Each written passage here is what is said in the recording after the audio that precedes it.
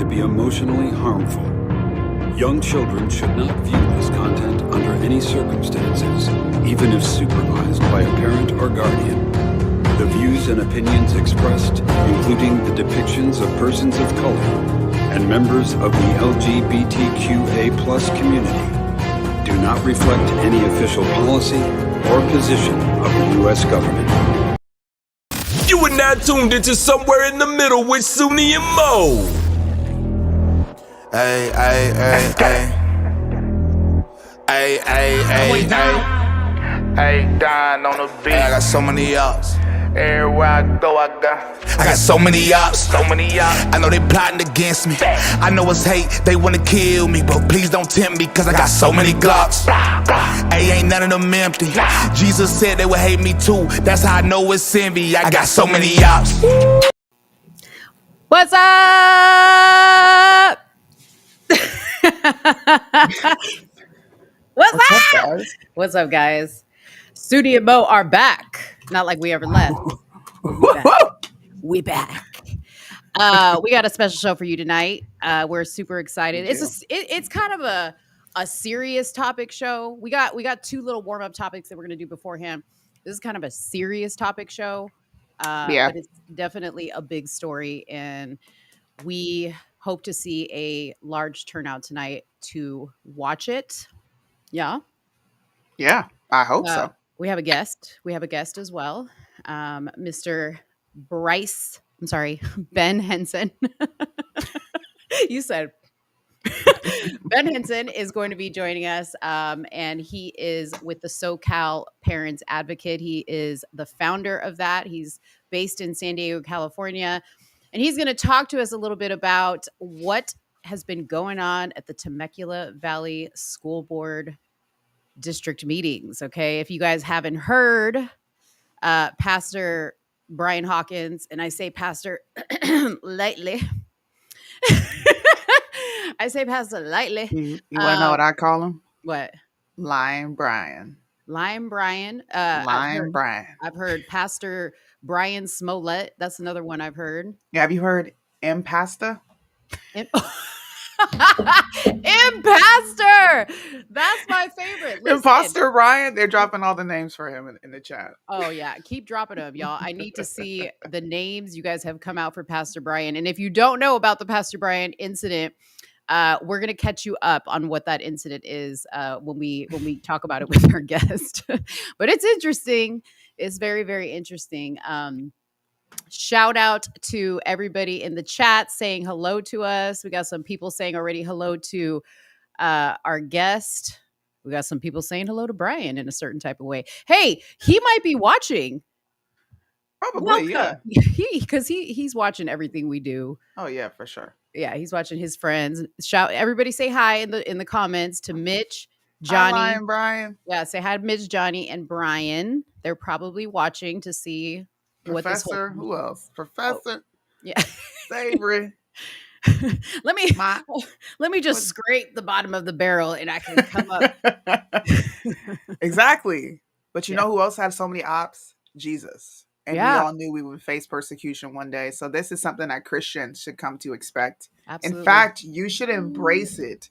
You should embrace the fact that you are persecuted because we're persecuted in his name. That's why I'm happy. That's why none of this stuff bothers me. Right. It'll bother me for a day, and then I wake up the next day like, all right, who we triggering today? Let's go. Right. That's why I have a shirt on today that says Jesus is my savior. Lit. Not Trump. Not Trump. Not Trump. Jesus. Who else is hated? Who's got so many ops? Loza Alexander's got so many ops. If you guys have not heard it, he dropped his song Bad Blood today. We want to give it a shout out because it was actually awesome a dope song. It was an awesome song. Go to his channel and check it out. Give it some love because you know Loza, y'all. Loza's not going to shut up until we acknowledge that he is the #1 rapper in the world. He's not going to stop until we acknowledge that he is better than Bryson Gray. Okay, which he will is never the happen. #1 MAGA rapper. But you know, Loza recently came down with cancer. He had a blood cancer called leukemia. And he found out yesterday that he is officially in remission. So praise God for that. Suni, I think, is going to play the song a little bit here. No, I'm not. I'm Oh, just yeah. letting people know this is where you go. This is where you find the song. Yeah. Please go Yeah. stream it. Don't play the song because who was that kid? Loza don't got a kid that Wait, who was that kid? I don't even know. Okay. Well, we're not gonna play his song because last time we played song of his, even though we're great friends with Loza and he loves us and he even mentions me and Suni in the song, he hasn't taken down the copyright on the last time we played his song, and he said it's because the label has full control of that. So whatever. We love you, Whatever. Loza. We love you, Loza. Anyways, Can I ask you a question? you can ask me whatever you You want. mentioned Trump. Did you hear Yeah. that Trump won't be in handcuffs? Did you hear that? He won't? Is he going to get a mugshot? No, he will not be mugshotted, nor will he be handcuffed. You know why? Because they know that that's what he wants. He needs that. He needs that mugshot picture. He needs the shot of him being taken away in handcuffs. He needs it. Yes, because they handed him this election on a silver platter. Right. He doesn't have to do much else, dude. Yeah. By He just indicting simply him. has to exist. I agree. Shout out to President Trump for securing his reelection. I am a Trump supporter. I will be voting for Trump, even though now my vote's really not going to matter because he's got it in the bag, pretty much. Thank you. Thanks to the Democrats in the swamp. He's got it in the bag. Okay. But yeah, he's going to get, I think his arraignment or whatever it's going to be is on Tuesday. Not arraignment. Is that the word? Of course, Indictment? Tuesday is their favorite day. Last time he was going to be arrested on Tuesday. Now hey. Yeah. I'm not addressing you Q-tards today. You can get a response from me tomorrow. But today, it's just not happening. So allegedly, he's going to be facing about 30 counts in New York grand jury indictments. But the exact charges are still under seal. Yeah. Meaning we don't know. And they'll be revealed once they arraign him. I don't know what the heck they're digging up on this guy. I'm gonna go ahead and say it now. This is Russiagate 2.0. Mm-hmm. I'm just gonna say it now. Yeah. And be done with it. He really is. Russiagate 2.0. He really is Teflon Don. I mean, seriously. He really is. The man has gotten every possible bullet, arrow, barb that could be, that one person can take.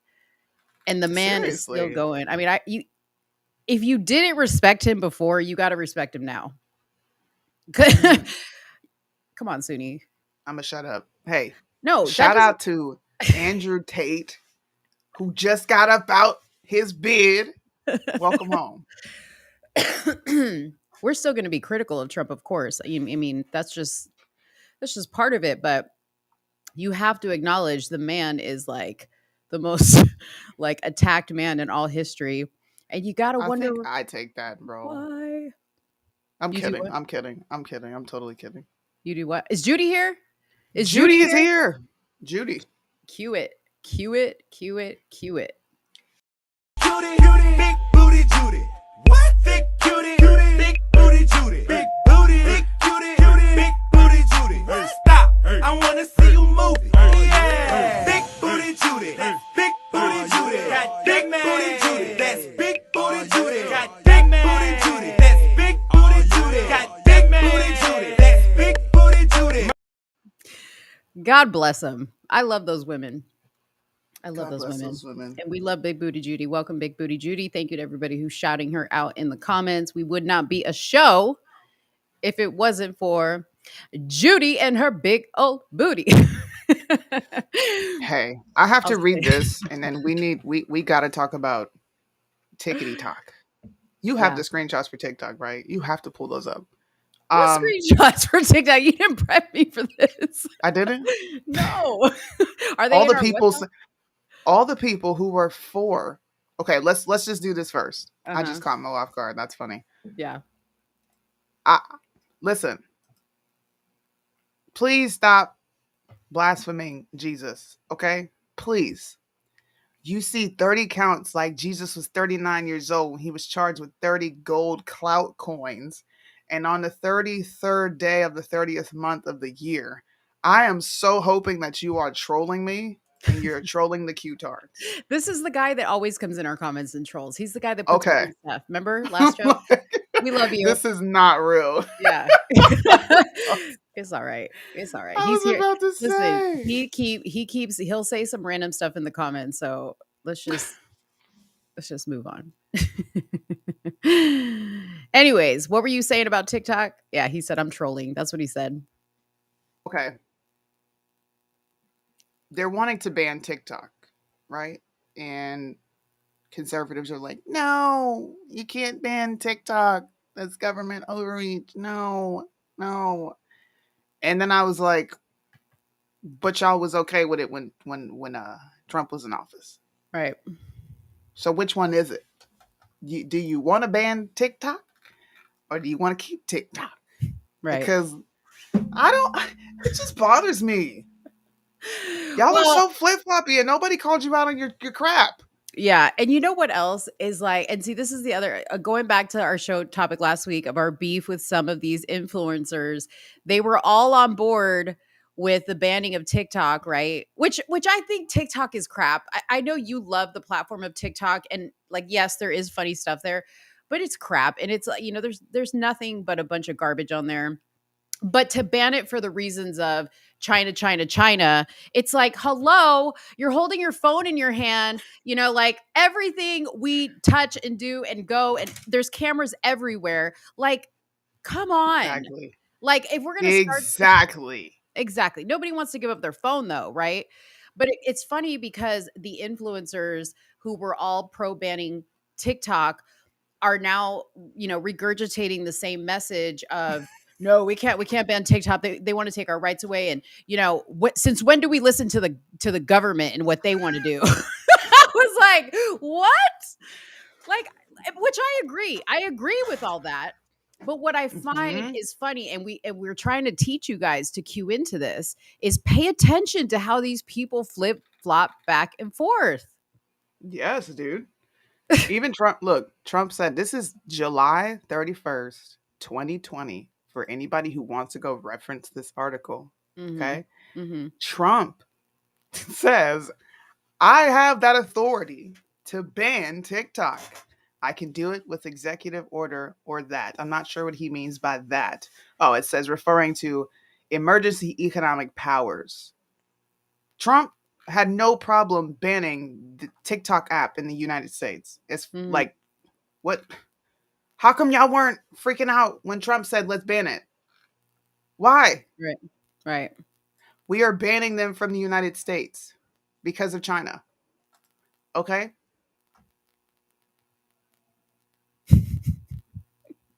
I'm just waiting for the follow-up. Right. No, I know. It's just funny to me. It's funny. And then I'm not gonna say no names. And then you had the nerve to say, nah, forget it. TikTok goes bye-bye because my views don't look right. What? Not the fact that it's a Chinese spyware app, but because you didn't get your 10,000 extra views. I'm done. No, or because TikTok banned your channel altogether because you posted something, and now you're pro ban TikTok, right? Remember when people hated Twitter?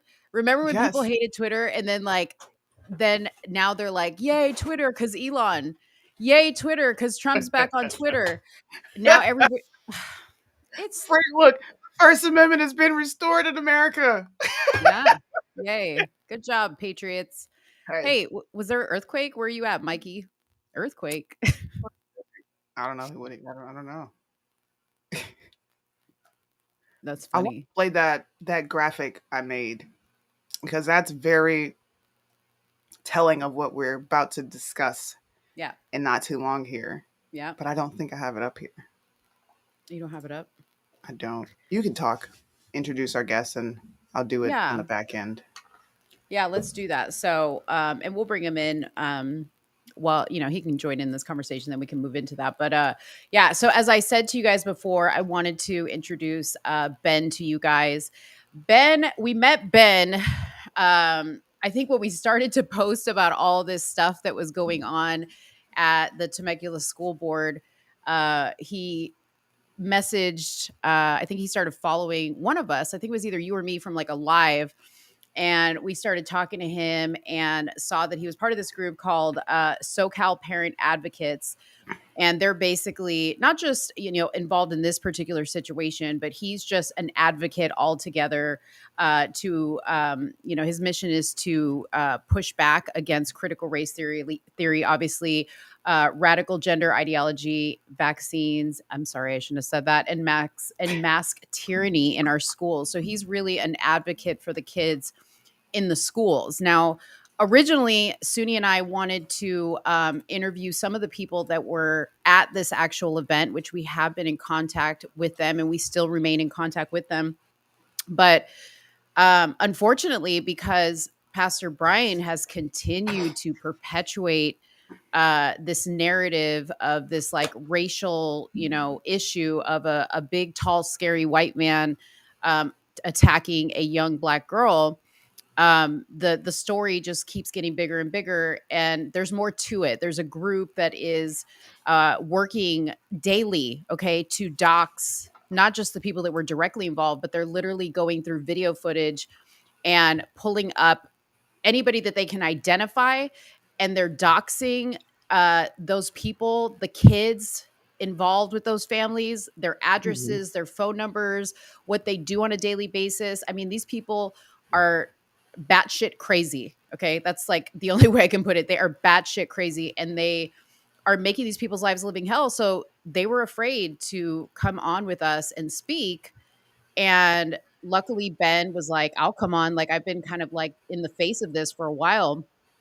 And he's had some experiences with Pastor Brian. So we're going to bring him on without any further ado so you guys can meet him.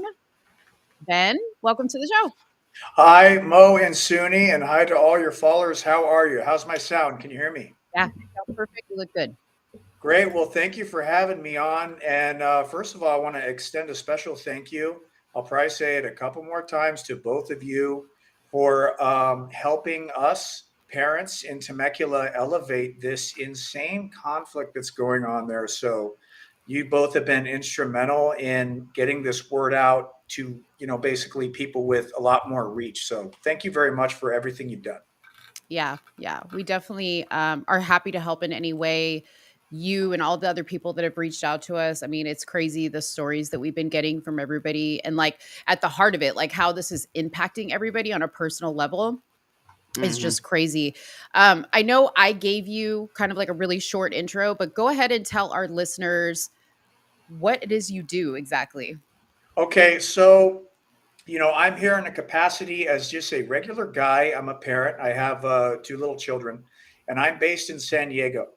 And actually, coming up in April is going to be my year anniversary, where my kids who are in San Diego Unified, I discovered that they're in elementary school.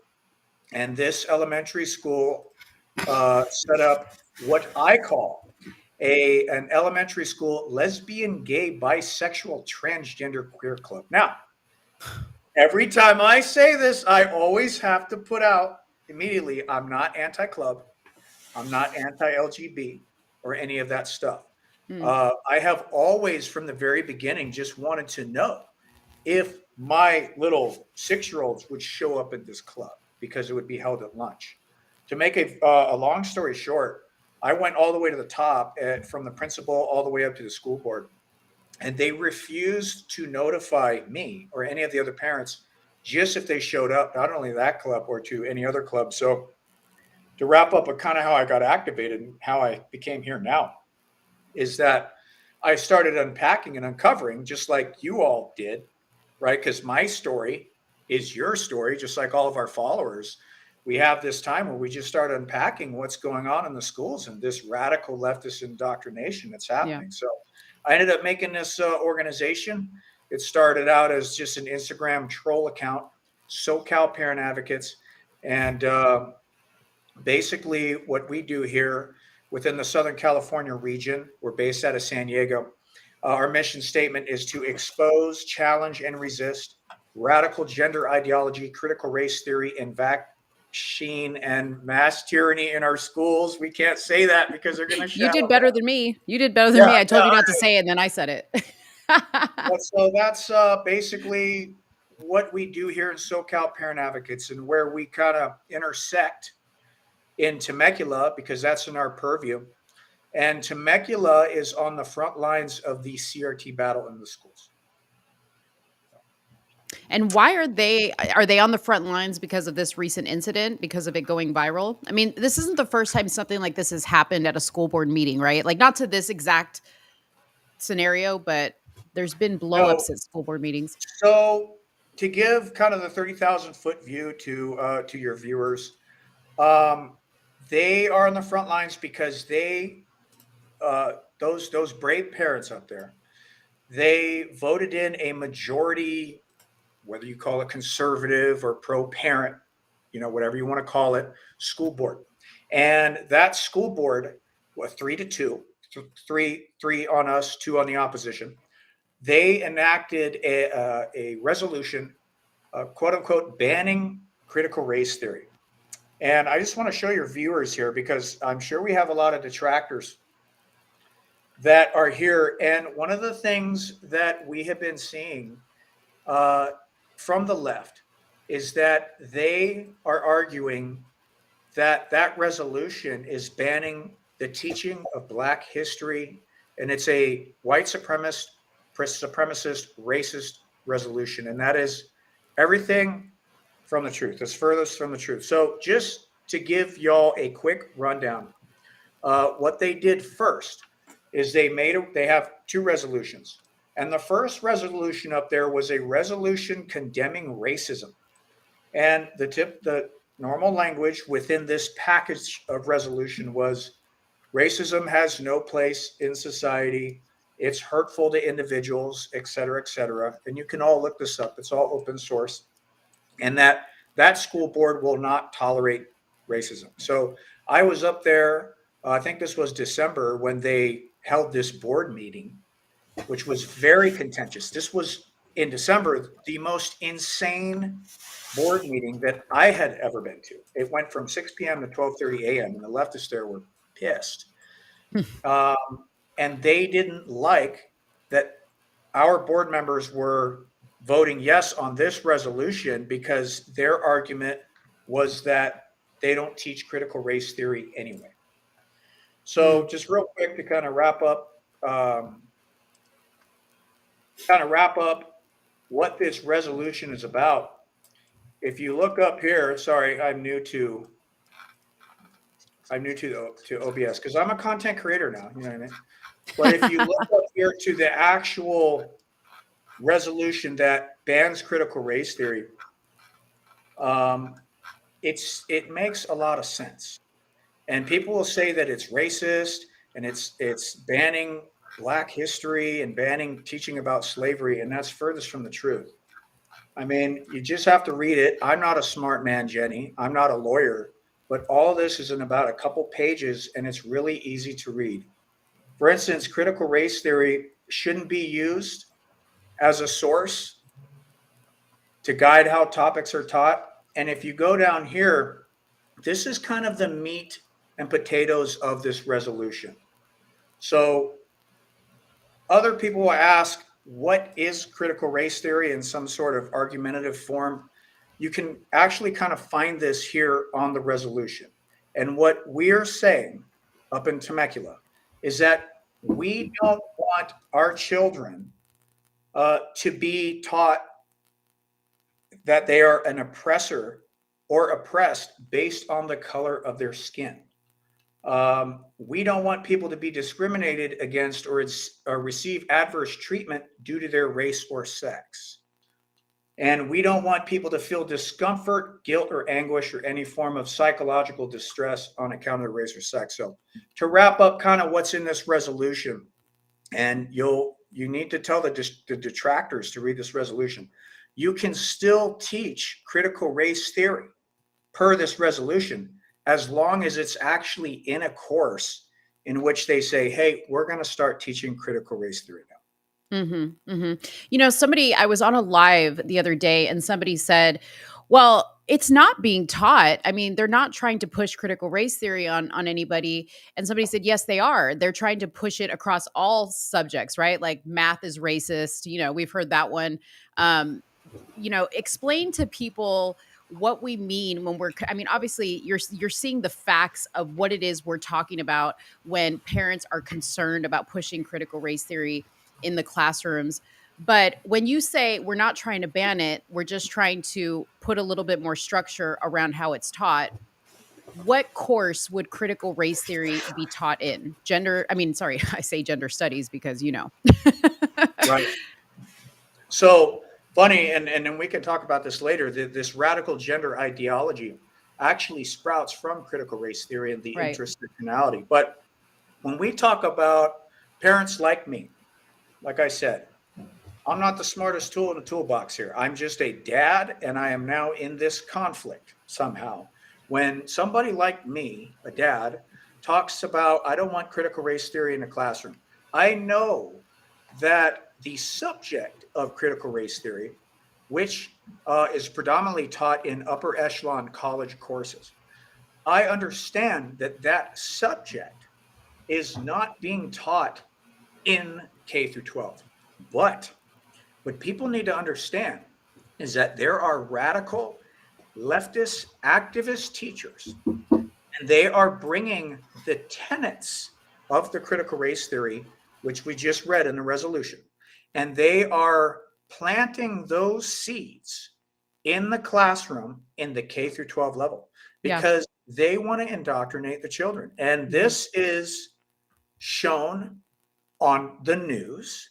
I mean, it's everywhere. You can look at the Project Veritas videos. You can even look at this video that this company, First Line Investigative, did about these teachers across the country who have united in this group called Fight Back Collective, and they're now moving to the front line of Temecula and trying to foment all this unrest. So that's what I mean. I understand it's not taught as a subject. Right. I don't want my little children to go through these exercises that has a critical race theory tenets in it. Right. And you guys, I want to talk a little bit about Suni, do you have anything to say anything you want to add to that before I go into that video? No. I mean, is that unreasonable, Suni? I mean, what do you think? You know what I mean? Because I have people that call me a white supremacist, and it's just not nice. Me too. Hey, we all get called that. I get called a white supremacist. I've been called a black white supremacist, which is very odd. But I don't think there's anything wrong with parents being involved in their children's education. That should be something that's encouraged. Nice. Yeah, definitely. And we're definitely against the indoctrination of kids, which is why we came here today. But you mentioned Fight Back Collective, and you mentioned the First Investigates video. I had posted this on my Instagram page, I think 2 days ago. I'm going to play a little snippet of it, but if you guys want to see the full thing, I screen recorded it and put it, but it's in Rumble. You'll be able to see when I play the video. But I want to play a little bit of it if you guys will give us a few minutes of your time to play a little bit of this video, because I want you guys to understand how incredibly dangerous this group is. And as you're watching it, I don't want you to think about it just in the context of the schools in Temecula. If you're a parent specifically, I want you to think about this could be happening in your school right now. Okay. Yes. And don't think because, I'm not in a democratic state. This is not just a democratic state issue. They are everywhere. And I can attest as a parent in Dallas, Texas, that a little bit of this is trying to creep into my son's academy, okay, which he doesn't go to like a regular public school. He goes to an academy, but there's still some woke parents on the board and teachers who are supporting that we have all this inclusivity type training and teaching and ideology in our kids' classroom. So I'm going to go ahead and bring up my screen really quick. Hopefully I do this right the first time so Suni doesn't kill me. All right, here we go.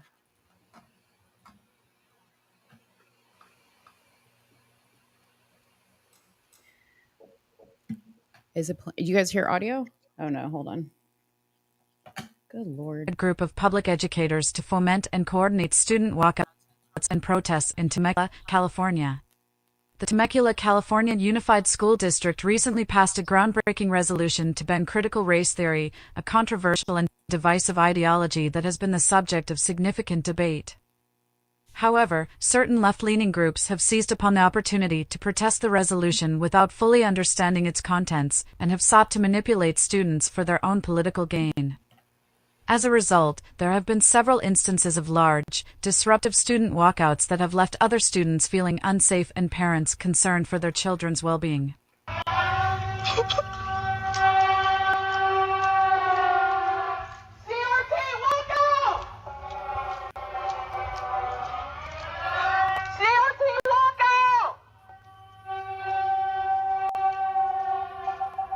Our investigation has revealed that one of the groups involved in this effort is called Fight Back Collective and is primarily led by public educators from across the country. This group seeks to provide students with support, materials, and instruction on how to protest, which raises serious questions about the role of teachers in shaping students' beliefs and actions. Perhaps most concerning is that one of the leaders of this group is the principal of Franklin Elementary School in San Jose, California. This individual holds a position of significant authority and influence over young students, and the fact that they are actively involved in organizing protests is deeply troubling. Hello, everyone. I'm Christina. I am an elementary school principal in San Jose. Just excited to see how we can push back on, the educational system that needs to be essentially blown up and rebuilt. Another leader of Fight Back Collective is Brooke Dupuis, who is an elementary school teacher at Woodland Hills Elementary School. Despite her claims that critical race theory is not taught in schools, our investigators have discovered that she has raised nearly $700 to purchase books rooted in critical race theory, which she then teaches to her students. I reached out to somebody who is from Florida, and she gave me some ideas of people. So maybe I can reach out and just see. I don't know who these people are. They're all adults, and I don't know exactly what they're doing, but maybe if I just reach out to them and tell them what we're doing, maybe there is something that we can help, further their efforts. If you're like an elementary school teacher like myself, we don't have Black student unions, but maybe we could create groups on campus that are affinity groups that could be working, those kids could be working towards creating or joining a Black student union as they get older. We are deeply concerned that Dupuis is using her platform to indoctrinate children into a harmful ideology, and that parents may not be aware of the books and materials being used in their child's education. The admin and leader of Fight Back Collective is Lucia Reyes, also known as Mama Ard. Reyes is a former middle school ethnic studies teacher at Montebello Unified School District and the founder of ESD Inc., which is set to launch on March 20th, 2023. On her website, there is a link to Fight Back Collective, which states a generation under attack, further highlighting the group's political motivations. I went back to school and I joined the teacher education program at UCLA, which is completely social justice geared. One of the exciting things that happened is that we were able to touch base with a young group of students who were leading the push against these white Christian nationalist, white supremacists that took over the majority of the school board in Temecula. And we were able to link up with that student who was sort of pushing back against these three because they banned CRT. And then also we were able to link up with Jen, who's from Defense of Democracy. So really just looking to support different groups, especially youth groups. Our investigation has revealed that there are several other individuals involved in disrupting the education of students in Temecula Valley Unified.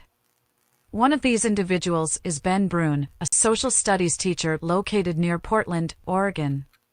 Brune was found to have attended the same Zoom meeting that we investigated, indicating his involvement with the group. So especially with, the Black history focus, then I think, for Brooke and I to tap into, amplifying, hey, here's here's part of Black identity and history that resonates the most, or that's already maybe a theme with the Black student unions. Another individual is Lauren West, an occupational therapist who works with So I'm not going to play the whole video. If you guys want to see it, it's up there. We'll also drop the link to the Rumble video of the actual direct link, so you guys can watch it as well. But it just goes on and on and on and on, naming people that are involved in this all across the United States. What I want to point out to kind of bring it full circle to why we're here today and how this all connects to us is Pastor Brian Hawkins is connected to all these people. He is working with all these people. Okay. So I just want to put that out there because we're not going to sit up here and slander him, but we want to give you enough information for you guys to draw your own conclusions about how you feel about what he is, how he's trying to portray himself. Right. But this is disgusting. This is extremely scary to me. And these are the people Suni and I really want to bring attention to because this is the enemy. The problem is not this white gentleman and this Black girl. The problem is this group, okay? We are in a spiritual war with people like this. This is not about racism. This is about spirituality. Yeah. Okay. I'm going to play this short clip. Sure. For people to really... I'm sorry, go ahead. Real quick, you're going to play the short clip, but we have somebody who wants to join also, Mark, who was in the comments. So if you can bring him up when you're done. Okay. This phrase actually came from Booker T. Washington. I don't have his voice for him to utter it, but I was able to put together this short clip. There is another class of colored people who make a business of keeping the troubles, the wrongs, and the hardships of the Negro race before the public. Having learned that they are able to make a living out of their troubles, they have grown into the settled habit of advertising their wrongs partly because they want sympathy and partly because it pays. Some of these people do not want the Negro to lose his grievances because they do not want to lose their jobs.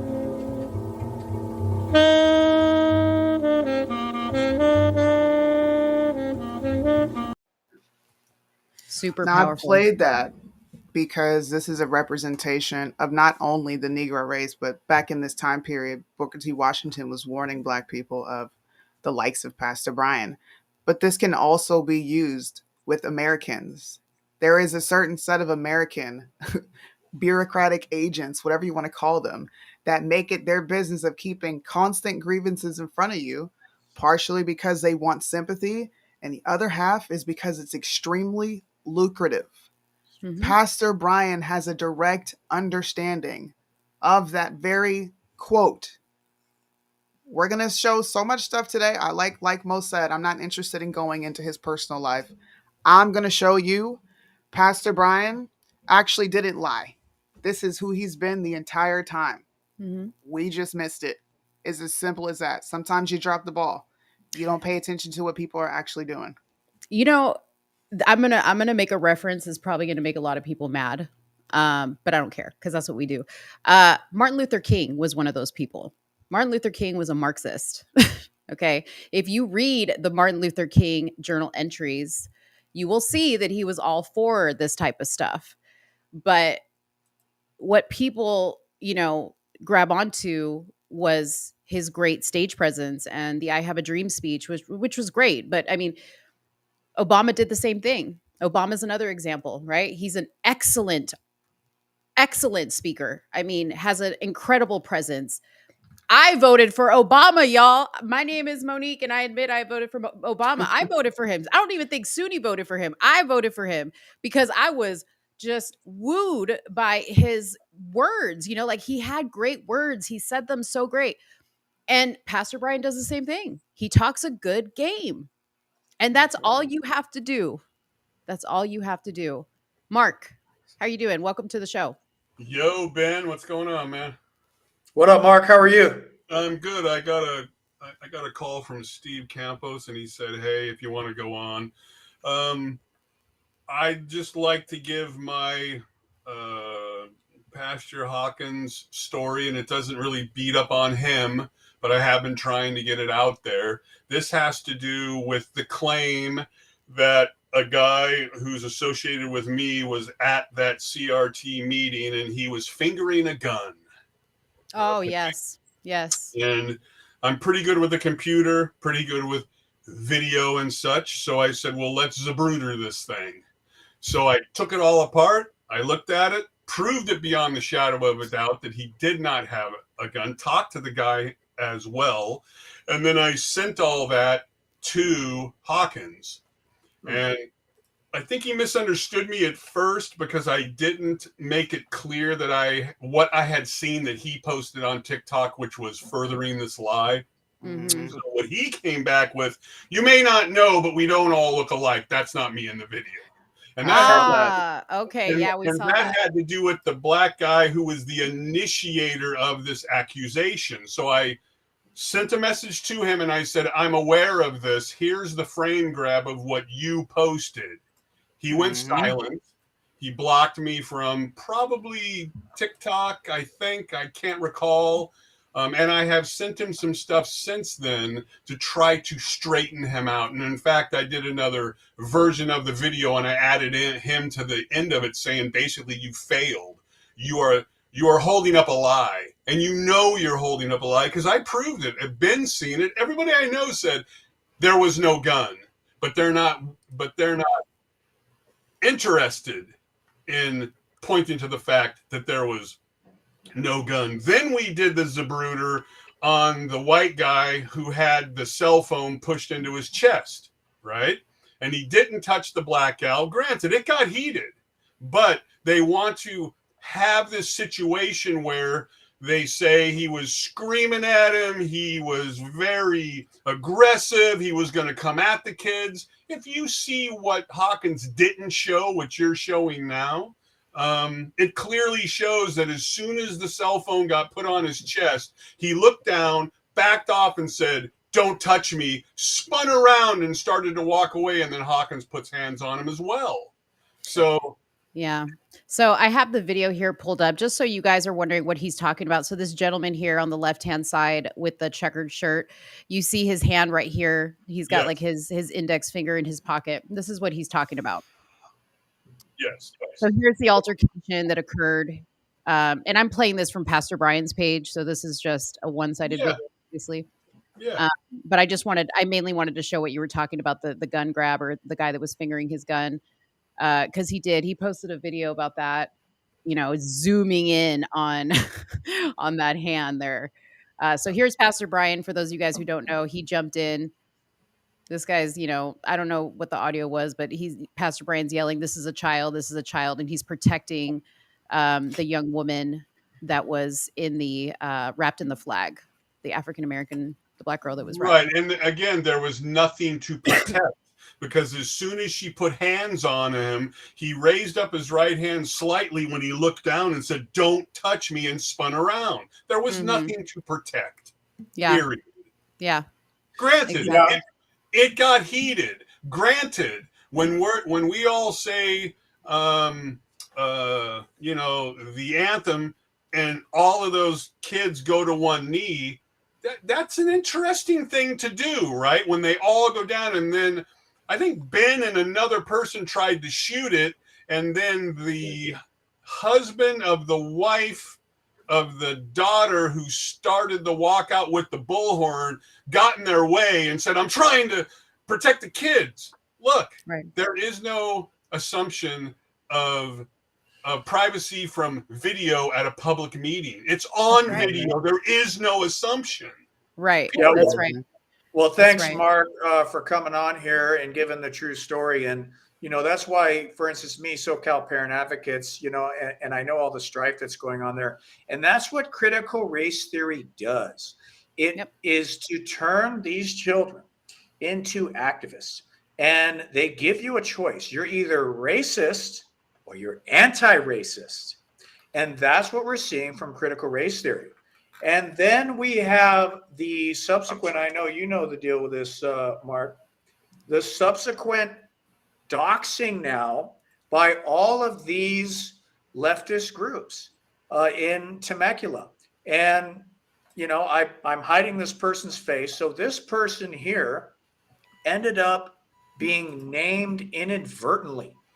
And now he's at this. And so this person was not at the meeting, but these leftist groups, and I'm not going to name them, you know, the leftist groups, you can look it all up. They named his name now. And now this guy's discussing what's happening to him and his family at the city council meeting. You guys are all aware of the incident last Can you hear this? Yes. School board meeting, which I was not in attendance. A man was yelling at a child. Well, Temecula Unity took it upon themselves to label that man as me, even though I'm about a foot taller than he is. And so since then, the video has gone viral and international. And I've been doxxed online. My address is out there. My email's out there. My wife's phone numbers. Right, Sean. People have been making threats of physical violence to come to my house. So I just wanted to play a couple of messages that were left early on by Temecula Unity for my wife. I apologize for the language. What a lucky lady you are if it is. He's just a joy.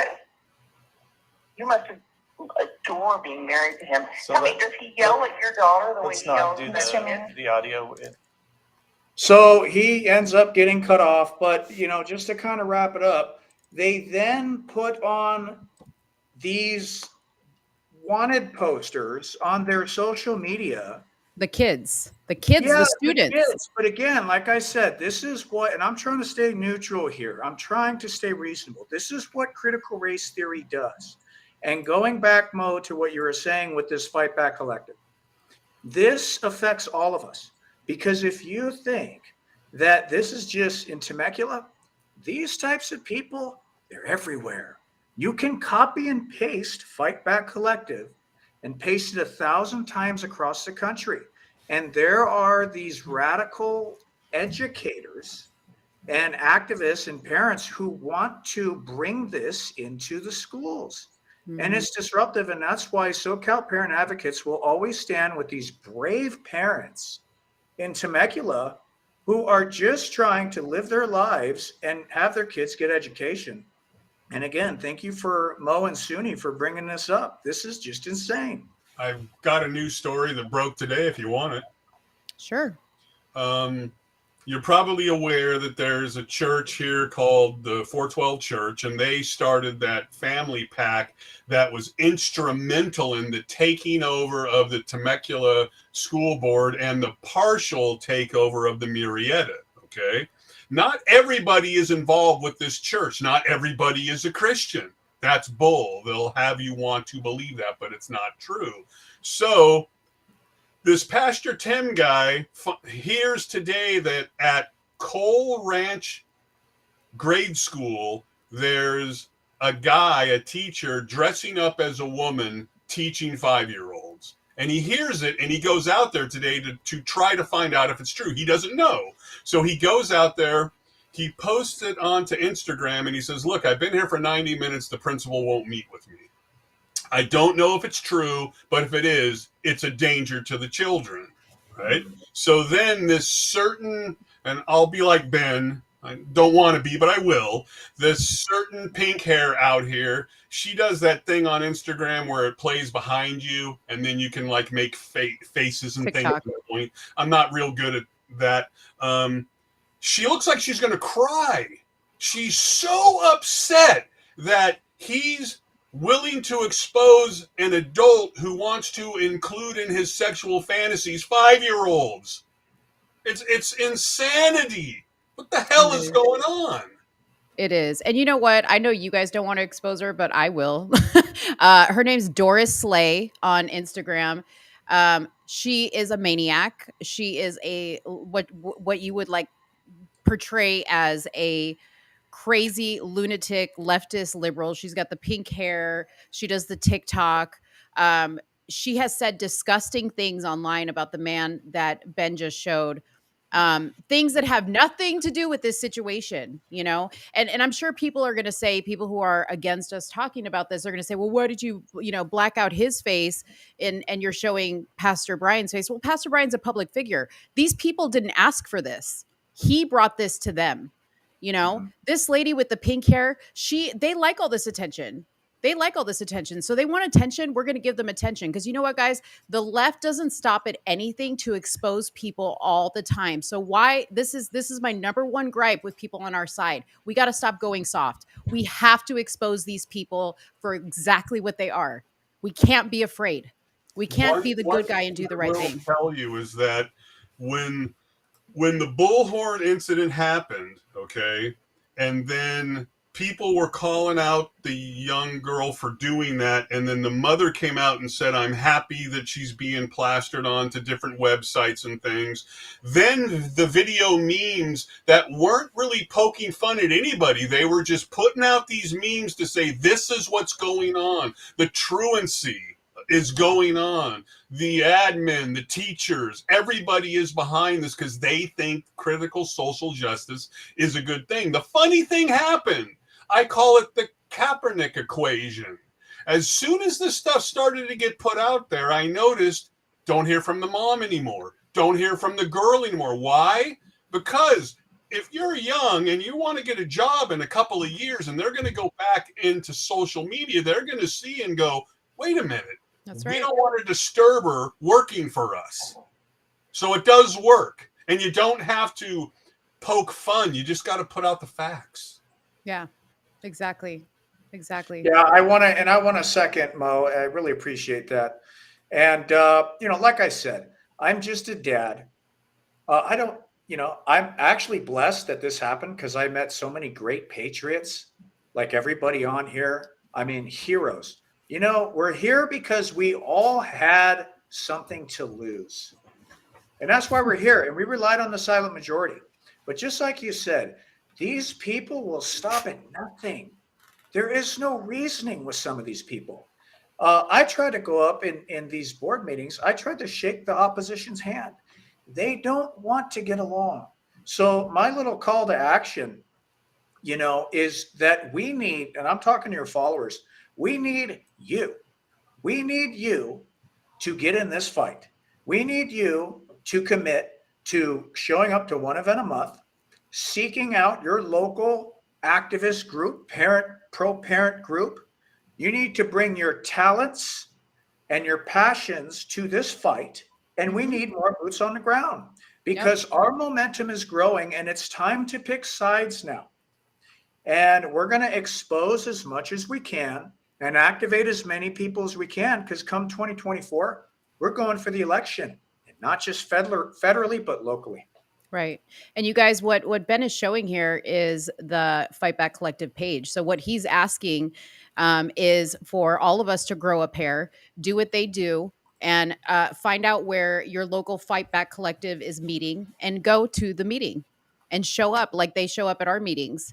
And don't be violent, right? We're not saying to be violent. We're not saying to be disrespectful, but go there armed with facts and bring your phone and record if you want. Record what goes on at the meetings. Post it so people know. Invite other parents. This is what we need to do. People always ask, but how do we get involved? Right, Suni? We always hear that. But what can I do? This is what you can do. 2024 for the feds doesn't matter. The legislators of your state run your state. The president does not.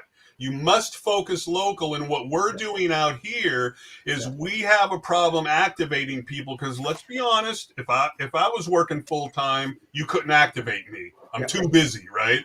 But we have a lot of retired people who we should be able to activate. Here's what we're doing. We're reaching out to Fallbrook because they're having lots of problems down there. We're reaching to Corona. We're reaching to Menifee. We're reaching out and we're telling these people with a gentleman's agreement, if you need people, you call us. We'll come down. Knowing that if we need you, you have to come here because we want Trump-style truck rallies. We want Trump style activity at the duck pond in Temecula where hundreds of people showed up. And it was kind of silly, right? Because what does Trump do for California? Nothing. You have to focus local. That's right. That's great that you said that, Mark. And, like I said, I've been activated for about a year. And, my story is everybody else's story. I started absolutely alone. I was in San Diego Unified, the epicenter of woke in this district, right? It's metropolitan. Completely alone, criticized, jeered at, and I kept going. And I somehow became some sort of regional connector. This is a regional fight. And about a year ago, I found that a lot of these parent groups and stuff like that, they were more down and in. But I've been advocating you need to, just like you're saying, Mark, we need to activate regionally. And I've been helping Fallbrook, et cetera. So I'm a regional guy. And just one last thing, how do you get involved? Like I said, seek out your local group, bring your passions and your talents, and we need to fight this conflict in multiple mediums simultaneously. That's not only social media, it's the school boards, it's the city council meetings. You can look up what happened to Santee down here. We had a transgender guy check a box, and now he wants to go walk around in Santee YMCA where little girls walk naked. It's the city council meetings. It's legislation. It's Freedom of Information Act. And we are in an all hands on deck situation. Yeah. So we need people to be activated. I will tell you one thing that we've begun to do, and you can do this in most school districts. We're having a fight with the Murrieta district at the moment. But with Temecula, we went on and got the top 20 challenged books from the last 10 years, and we went into their digital library, copy paste, and then we made a spreadsheet and found that Beyond Magenta was the biggest problem book in two of the high schools, not all four, but in two of them, right? So what we're doing is buying those books, buying the books on tape so people can get the offending issues and put it on their cell phone and play it through a microphone or a bullhorn if they don't like to speak aloud, and basically get activated that way and go, look, you may not know what's going on in your school, but here's the passage in Beyond Magenta where this grade schooler is going around his hometown giving fellatio to kids and adults. That's in that book. And that's in our high school. And that's not even the worst, because queer, gender, and the other books are even worse, but we don't have those here yet, as far as we know. But then we find the book, The Gay BCs, recommended for 2-year-olds. Now, is that in our grade schools? It's not in the library. What does that mean? Doesn't mean it's not in the grade schools. It means they're buying it at Walmart and bringing it in, possibly, because we aren't allowed to audit the classroom in California. Yeah. Real quick, guys, because Sudi's been super quiet, and she had said something to me earlier today. It was regarding Brian, but we were talking about the importance of getting involved locally. And I had mentioned to her about, my discussion with somebody earlier today who is in the district, works as a teacher, who said something about Brian's campaign. And Sudi, can you bring up the point that you were making? It was excellent point. I compared what Pastor Brian is doing to grooming, because he's at a city council level. He has the ability to do so many things. He doesn't have to run for Congress. In fact, his run for Congress was nothing more than a publicity stunt, if you ask me. He knew he would never win because that is a heavily Democratic ran place. You're not going to win. Pastor Brian is no different than any of these other groups. He's a city councilman. He has access to your children. He's had access to children since leaving the prison system, right? And I don't really care about what he went to jail for. That's you. But the fact that you've had access to kids for God knows how long. Every initiative you're working with is aimed towards the youth. Mm-hmm. You are now latching yourself to the youth, even more so than you did before. This is where he's dangerous.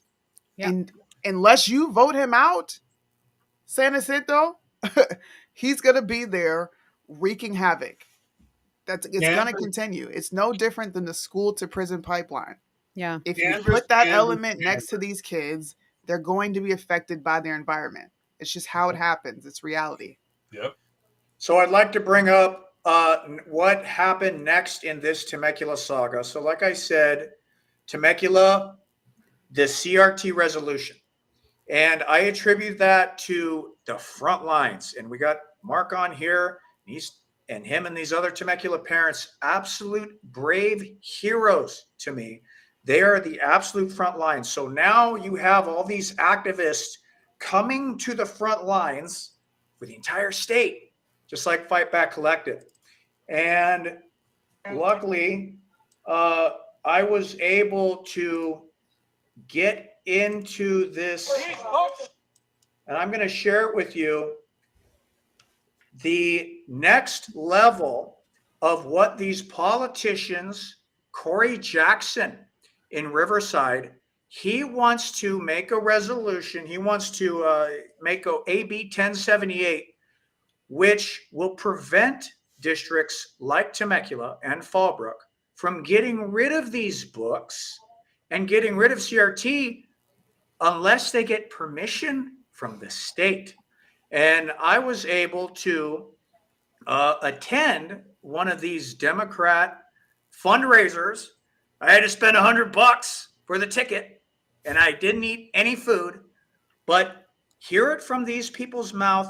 They know exactly what they're doing here. Not be in the school. You're hurting me. This is not right, sir.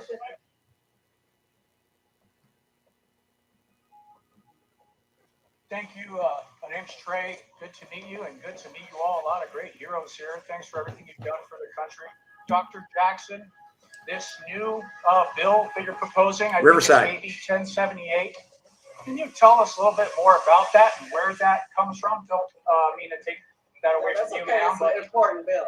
Congresswoman. I have a bill to be able to say that if you want to ban any instructional materials, including books, you need state approval first to be able to do so, so that we can say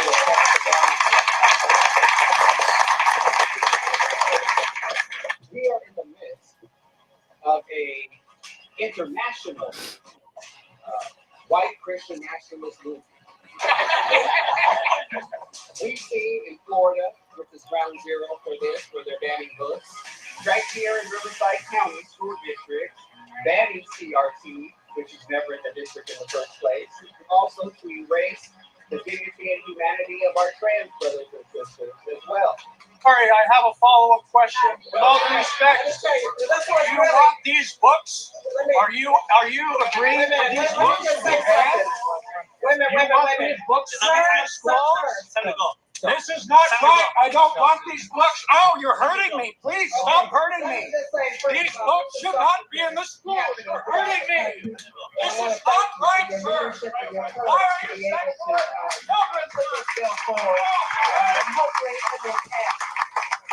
saying And he's our own James O'Keefe right there. We also understand our children need this. Our children need this. Our children need this. Our children need this.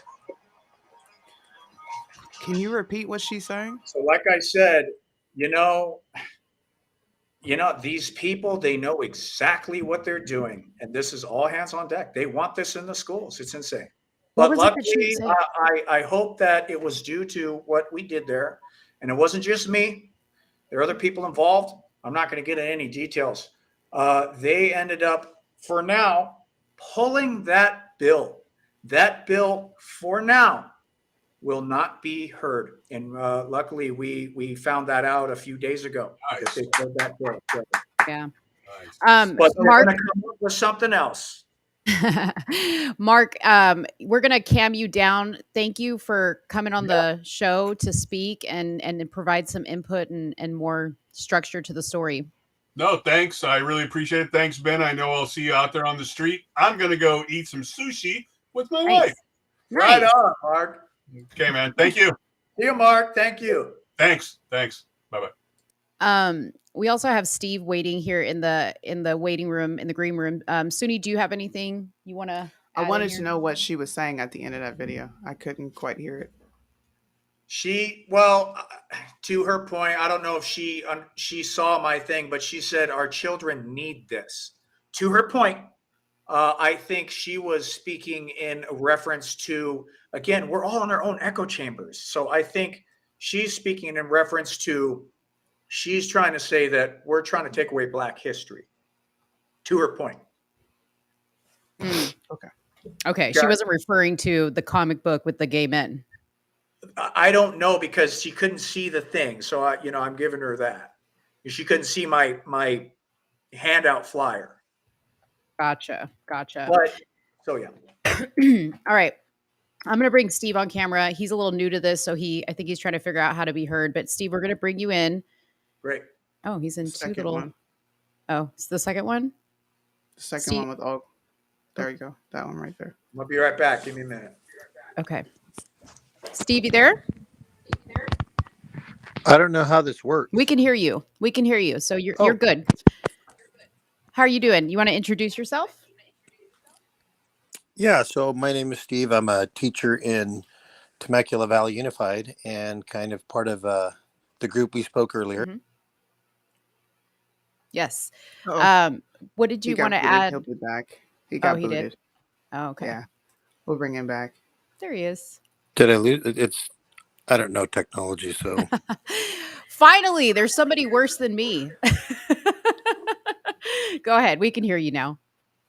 Yeah. So no, anyways, I'm just, trying to do what's right within the group because there's all these false narratives that are out there. We're fighting hard just to make school like about school thing. There's different things that I encounter from inside of the district, and to see some of these activist teachers who are within our school district and are also from the surrounding school district. I think one of them is from Val Verde High School, and it's just how they've kind of hijacked public education. See Ben on a regular basis out there supporting the group, and so the group, school board member as well. So we're taking the fight kind of venues, and so we're building a coalition. And someone had mentioned a meeting to attend that because we do need that. We need to attend all these other school board meeting members who are out there and trying to fight the good fight. Yeah, I agree. Steve, we're having a little bit of audio issues with you. We're going to cam you down just because the audio is a little bad, but we really appreciate you coming on to say that because we agree 100%. I mean, that's what we've all been saying. And, you hear these things get said. But I think like hearing what you're talking about, Ben, is putting a lot more pressure on people to understand how crucial it is to really take this serious, not just say, I'm going to go to a school board meeting, I'm going to show up to a meeting at the school or whatever. This is crucial and it's happening. There's no time to like warm up to this. You just got to jump in and go. Yeah. I wanted to bring up a few interesting things we were able to find when doing some research on Pastor Brian. There's a lot of things that he posted on his social media that if you think about who he was when I met him, because I was actually a really big supporter of Pastor Brian. I endorsed his campaign twice. We've shared a platform multiple times, had conversations. I found a lot of what was on his page interesting. Now, this has a Bible verse at the top, of course, and it says why parents should be critical of critical race theory with Pastor Brian Hawkins. This was the East Valley Republican Federated event. So if you didn't go there in support of CRT then, that means that you went there in opposition. So what changed? Well, absolutely nothing. We found photos like this riddled all over his page. If you know what this is legitimately what BLM started. White standing in solidarity with Black power. Pastor Brian hasn't changed. This is who he's been since for freaking ever. He did what most Black conservatives do, and we have to be honest about this. They come over here and they grift. And they make the rest of us look like we're engaging in that type of behavior too. When for me, this is my lifestyle. I go to school board meetings. In fact, I can share an experience of what I'm dealing with here all the way in Okinawa because we have a DOD head who's a part of the school curriculum where she wants to add these books. Not even add them. These books are already in our library. This lady is one of the most diabolical figures that I have seen in a DOD setting. And it's actually really disheartening. Three of the Yeah. books that she has in my children's school alone is What is White Privilege? What is Anti-Racism? And what does it mean to defund the police? That is in an elementary school. Wow. And If you go Suni, to our libraries, I'm Suni, sorry. have you been keeping up on that controversy within the Pentagon office, the DEI gal who has all these racist tweets? That's her. Oh wow, yeah. So That's her. just like we're talking about, it's in all the institutions. Yeah. Coming from the top. It's Mhm. everywhere. It's everywhere. So what I'm going to do, and I'm going to record this the best way I can. You can't really get away with this stuff on federal ground. I'm going to the school when my children return back from spring break, and I want to know, are these books offered in the library? Now, I'm very much known at that school, so hopefully I don't have a hard time because we had a run-in with the queer gender identity crap. I went to the school and rectified it. But it's not a white and a black issue. It's a good and an evil issue. These people want retribution for things they didn't experience. And they want to keep sharing generational trauma and curses. I've had to break mine. I didn't follow what my family did. I did something completely different. But if we don't get a stop on this, and we don't stop arguing over who's black, who's white, I quite frankly don't care that that young girl was black, and I don't care that the man was white. Most people keep focusing on that. No one wants to focus on these paid organizations having access to our children in school under the guise of these racist white people do not want black history taught in school. It is time to wake up. That's so well said, Suni. And Yeah. I'm a veteran. I've never been to Okinawa though, but I've been deployed a lot of times. And when I went to the Middle East, these people are fighting over things that happened hundreds of years ago. Yes. And when is it going to end? I mean, this stuff is insane. But we talk about CRT. The radical gender ideology sprouts from CRT because Yes, it does. CRT plus the radical gender ideology, they are looking at everything critically and they want to Intersectionality. tear it all down. And they have no plan afterwards. Yep. They want to tear all of us down. So it's crazy, man. Mm-hmm. Well, their job is to tear it down so that the government can come back in to save you from it. Right. This is why we have a certain set of Americans that make it a business to keep your grievances in front of you so they never lose out on the job. So I'd love to expound upon that. Okay, so I call it the LGBTQ industrial complex. Oh, facts. And they take the COVID money T-shirt. and they earmark $100 million for diversity, equity, and inclusion. And now they have all these contractors who go everywhere and they use social emotional learning surveys that they put into these classrooms. And now they're asking elementary schoolers and middle schoolers, what gender are you? Have you ever felt like you're another gender? Have you ever been bullied? And of course, everyone says yes, because who hasn't been bullied? So now they take these surveys, and so this is what I've been uncovering, in this year. Now they take these surveys and they cook the books and they say, look, all of these gender confused people, they get bullied. We need another 5 million.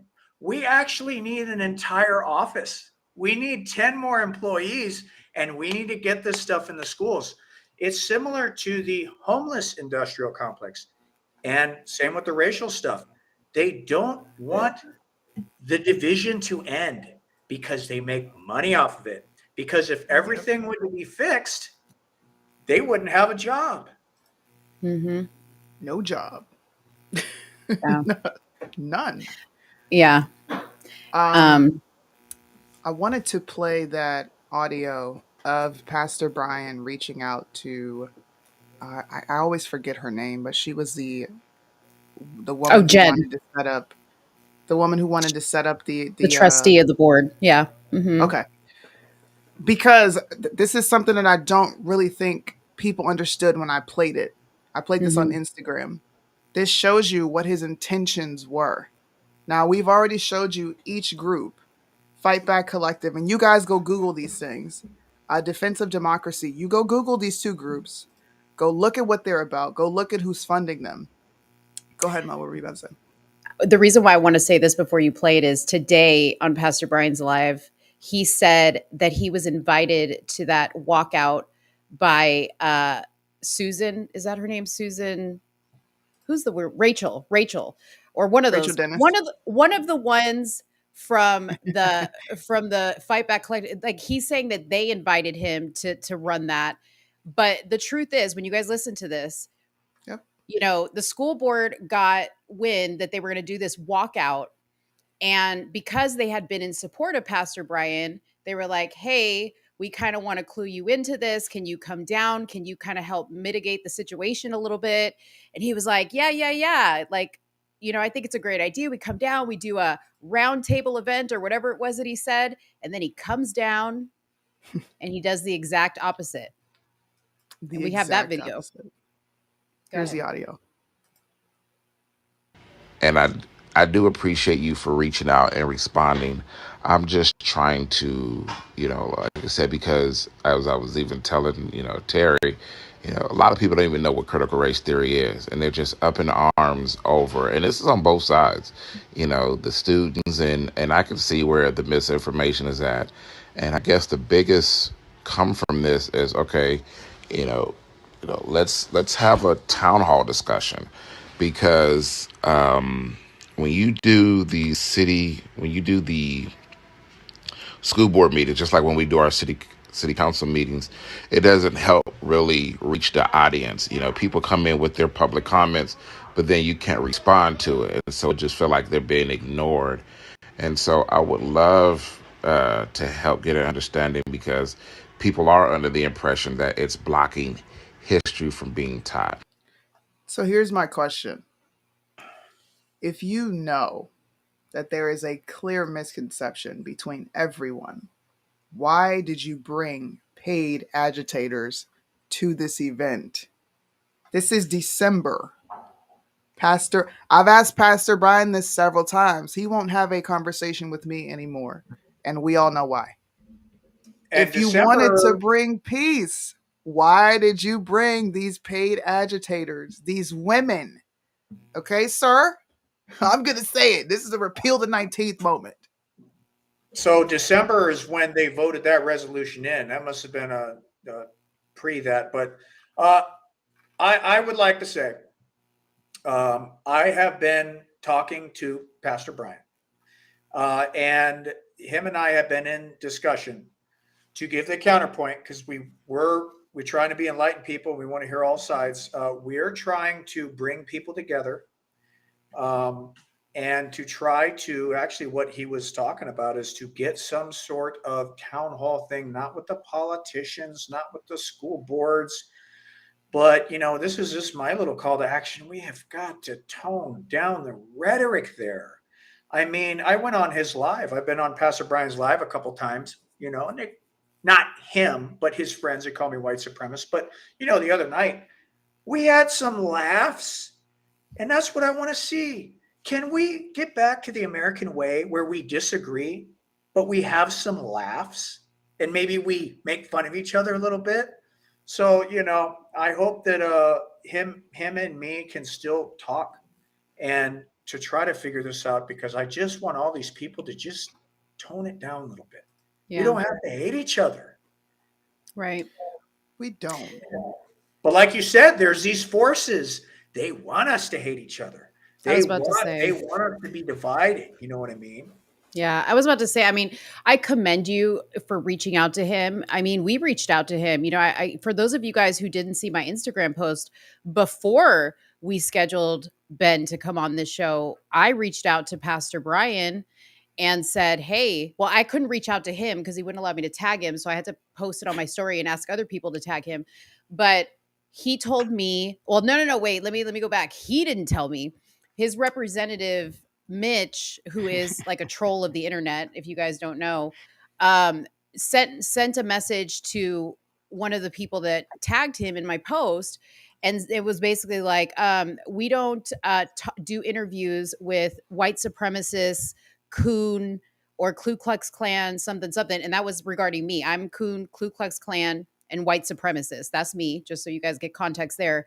And then they said, we're waiting on the big Richie interviews like the Breakfast Club, Roland Martin, et cetera, et cetera. So I wanted to be known that he declined to come on here and interview, because Suni and I actually, we didn't want to bring him on like we did Maga Jackson, right?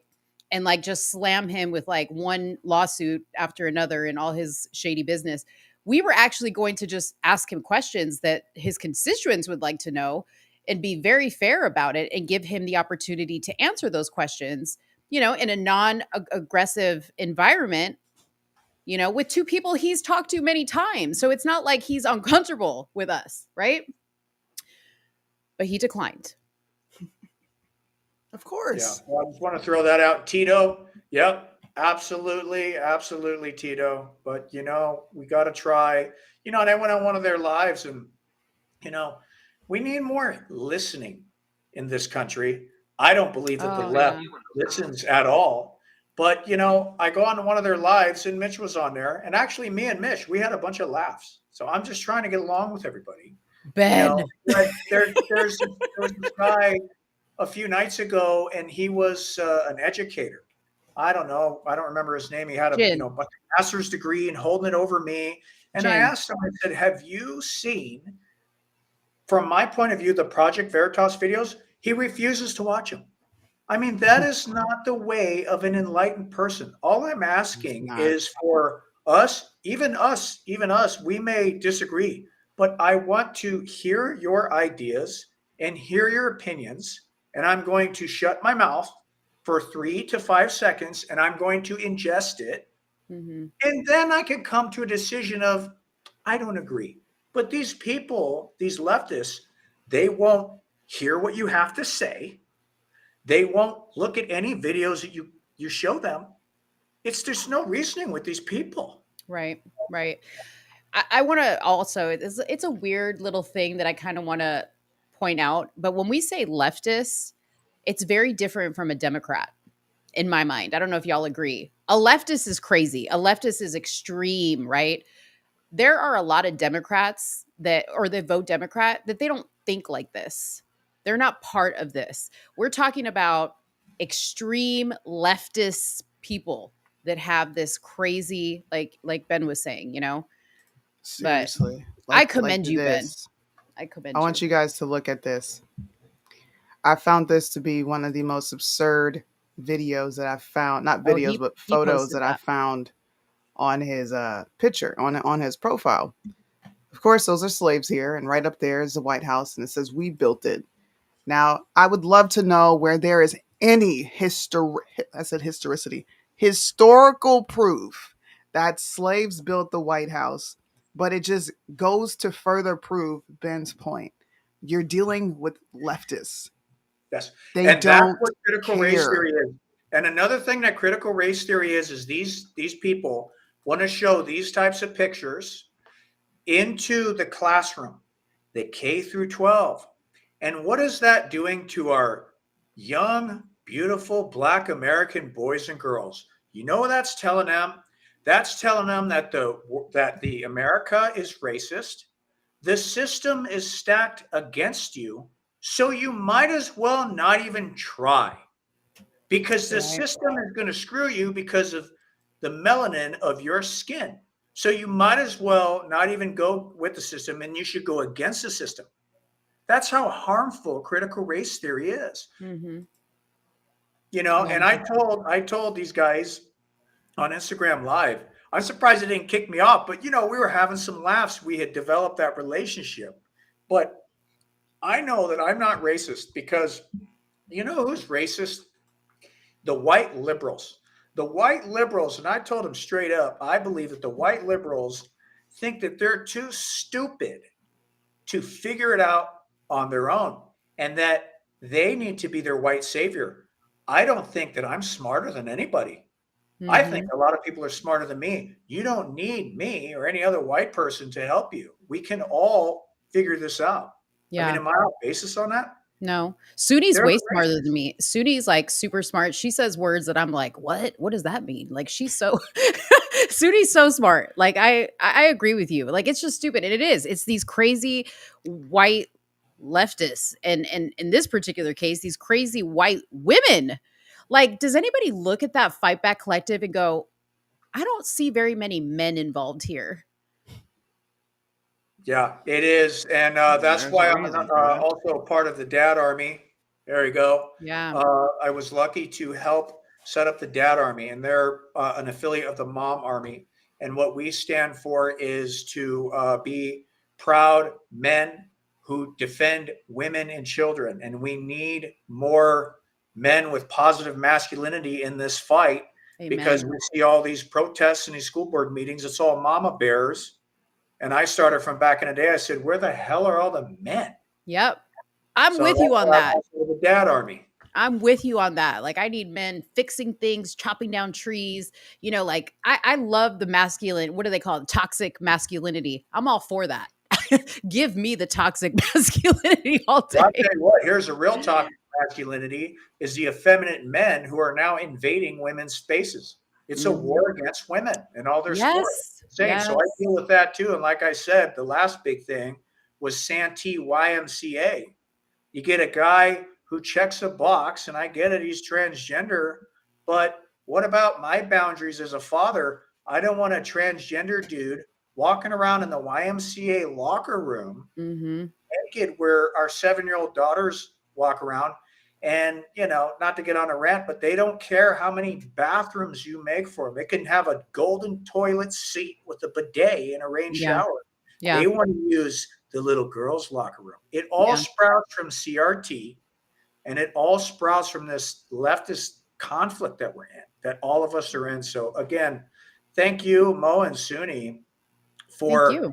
elevating this fight in Temecula and elevating those brave parents. I very much, from the bottom of my heart, appreciate you. And I know Yeah. that you helped with this Tatum video that really got big.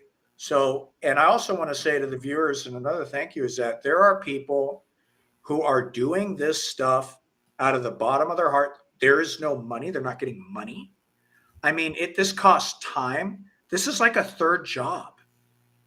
So to the unsung kind of heroes here, you two very much appreciate you working in the shadows. Thank you. You make a huge difference. We all make a difference. So we all need to wake up, stand up, and speak up. And we need to fix this. Thank you. I'm glad you transitioned into that. I know you have to go soon, but one of the reasons we wanted to bring you on here is because you sent me a very sweet message, very similar to what you just said.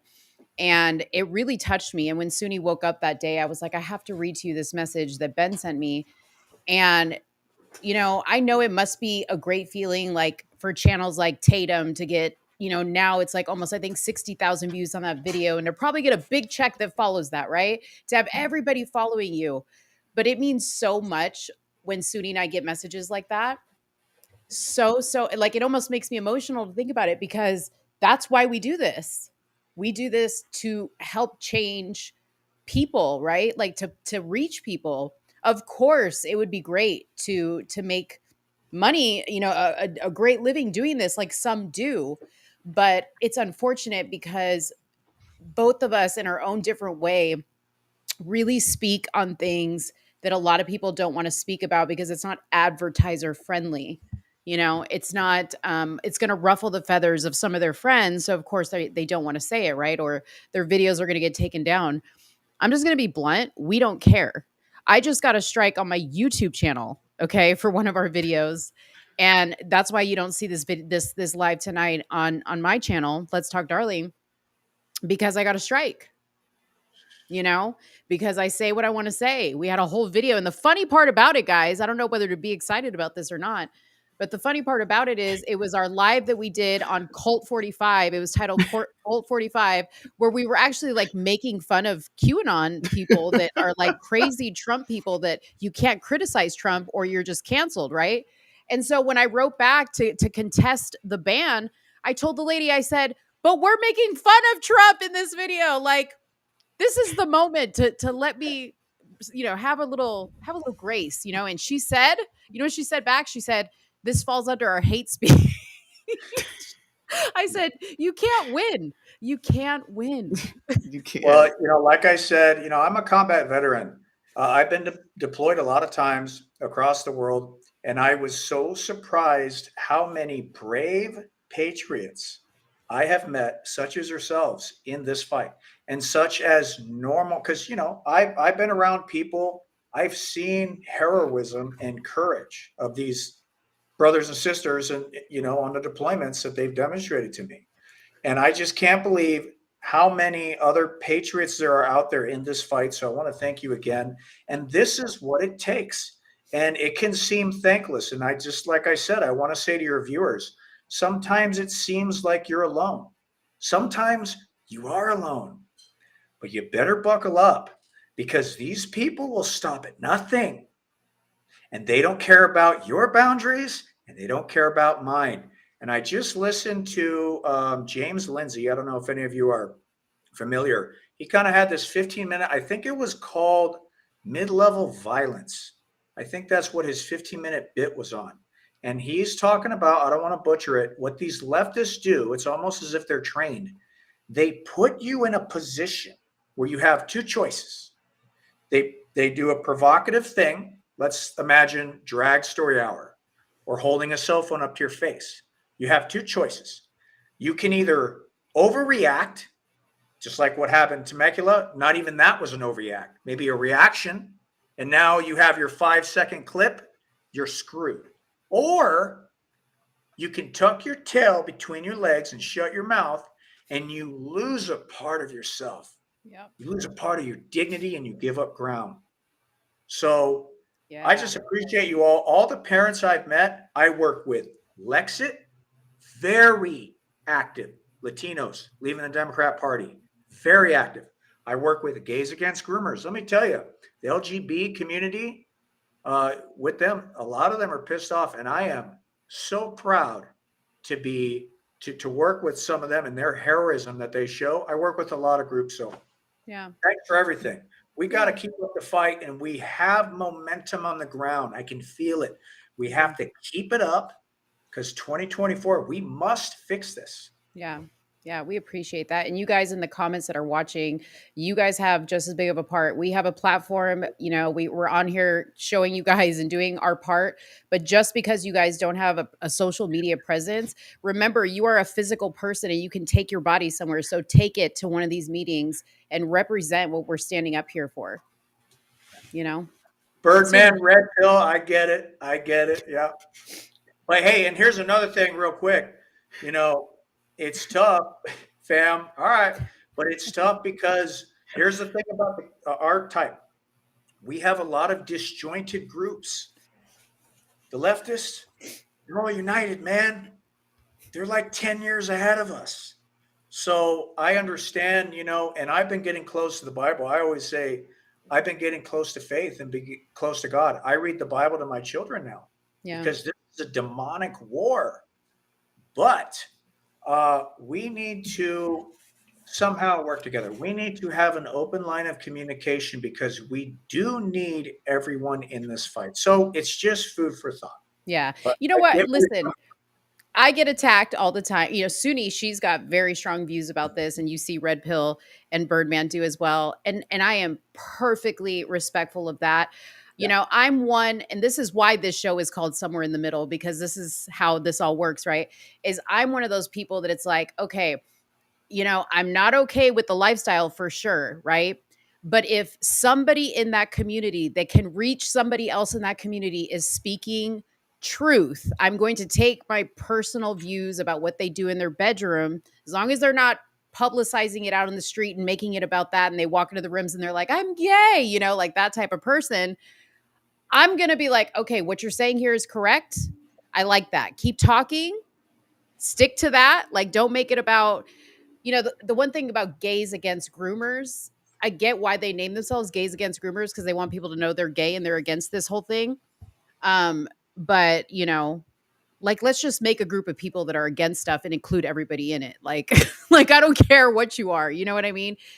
I'm with you on that. I am with you on that. I'll probably get, some type of pushback in the comments, but it is what it is. We push freedom. We're conservatives, and we are about freedom and, the right to say what we feel, what we want to say. I don't have to like it. You don't have to like it. Right.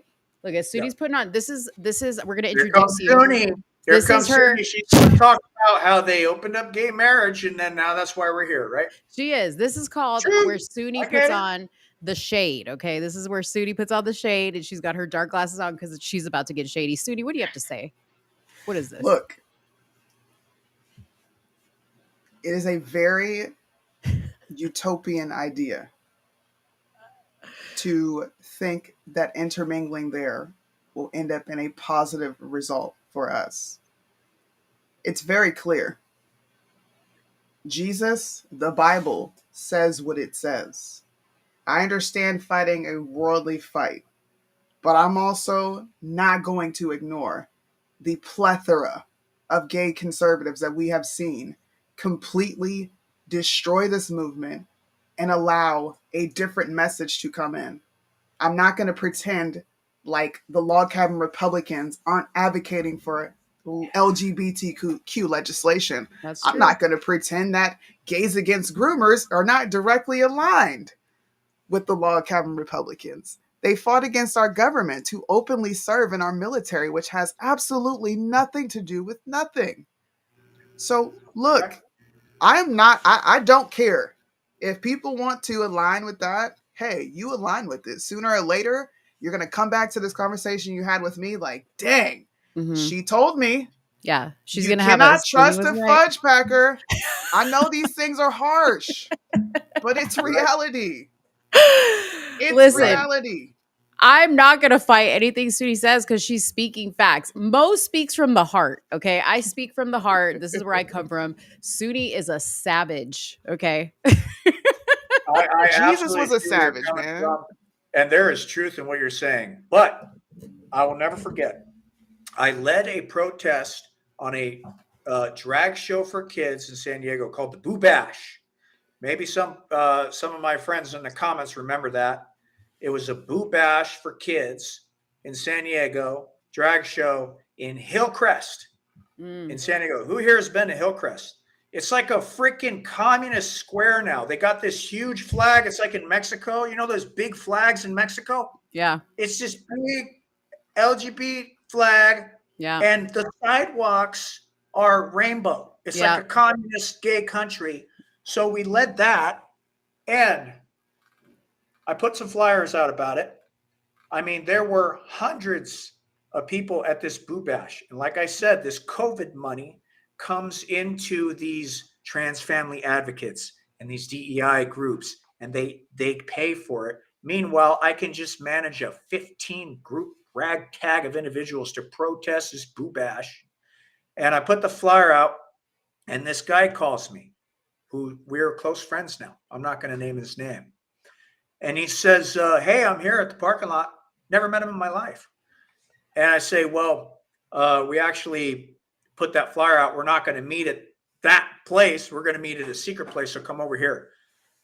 This guy is gay and a veteran. And he ended up marching with us on Boo Bash in the heart of Hillcrest, his community. And so all I'm saying is true to what you said, absolutely. But the courage on this individual to show up completely alone to people he's never met in his life to protest this, knowing Antifa will be there, I'll give it up to that. I'll work with that guy any day of the week. Facts. I mean, that was inspiring as hell. So I see both sides, you know what I mean? Suni be like, nope. She'd be like, nope. damn courageous individual. Right on to him. Him, my close friend. Yeah, absolutely. Awesome. Well, you got to go, right? Yeah, thank you very much again for helping us up in Temecula, and keep those Temecula parents in your prayers. They are will. absolute heroes, and they're courageous, and especially those board members, Dr. Komrosky, Jen Wiersma, Danny Gonzalez. They are on the front lines of this fight in California. And let me tell you, I'm not going to say the details, but this is spreading. And our efforts are growing.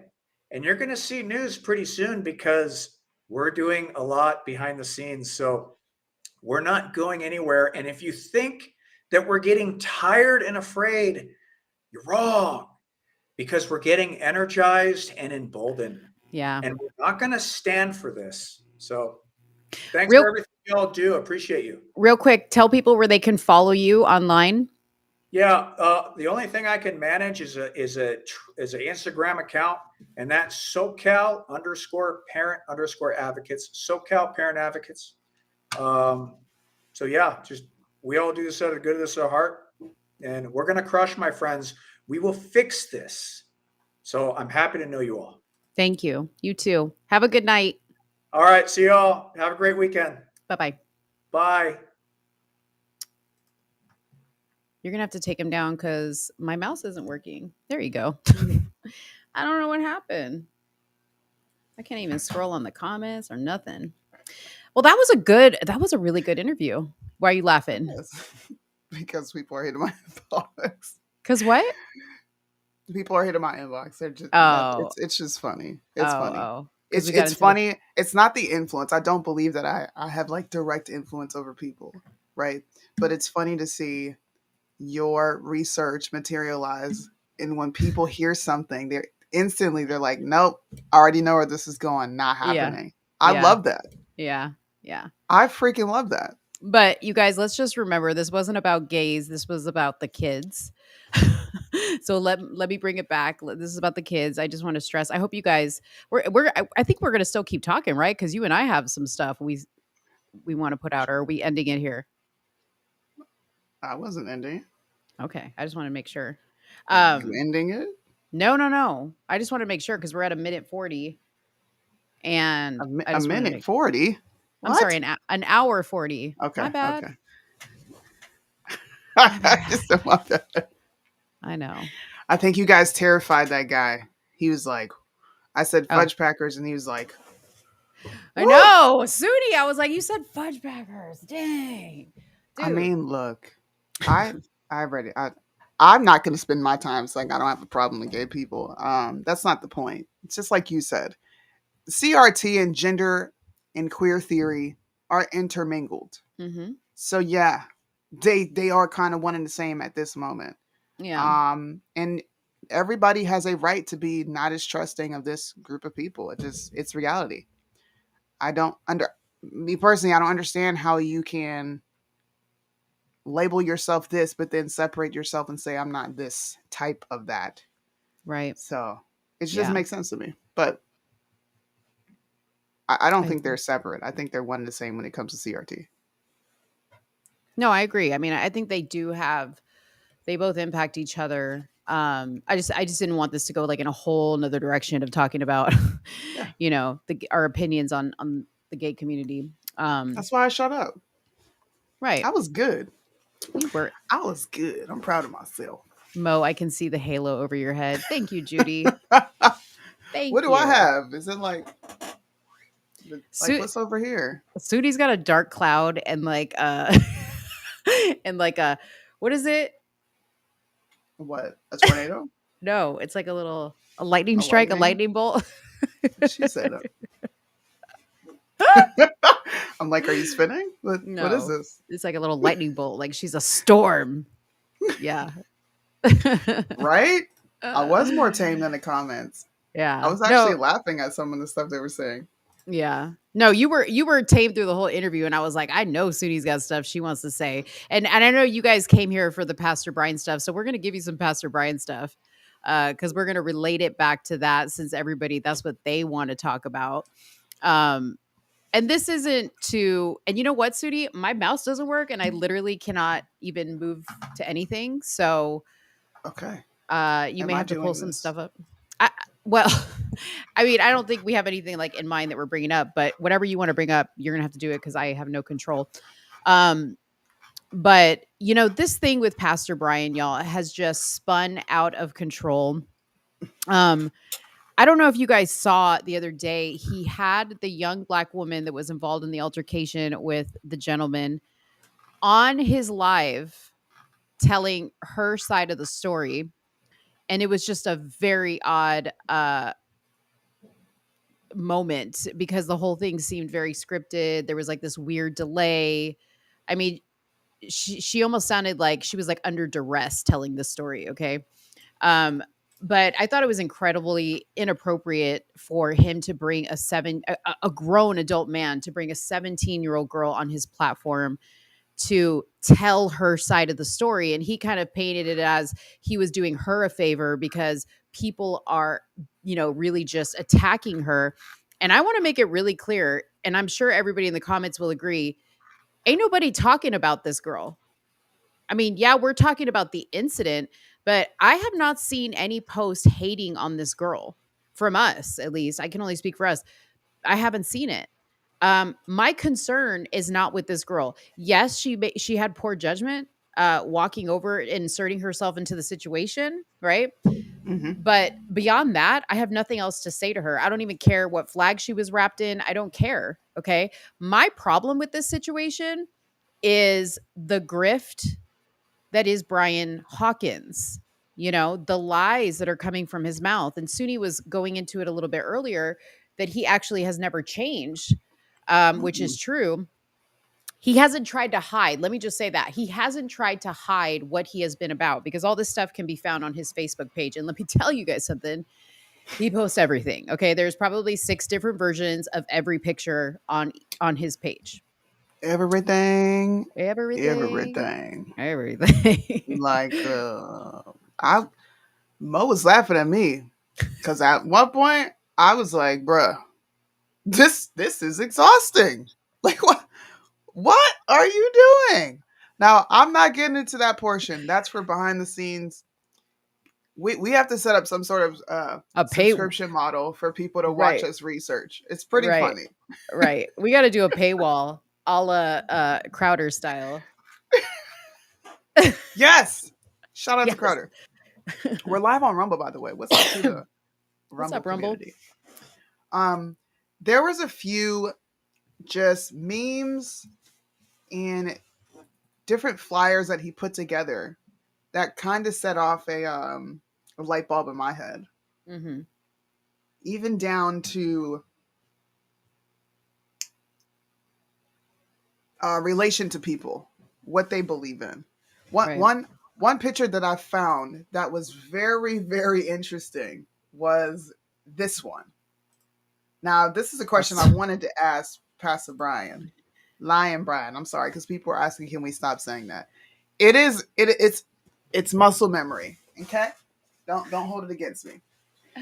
This fool, oh wait, I forgot we could do this. I love when we do this. This fool said my parents are Democrats, but they know their son is a patriot. Mm-hmm.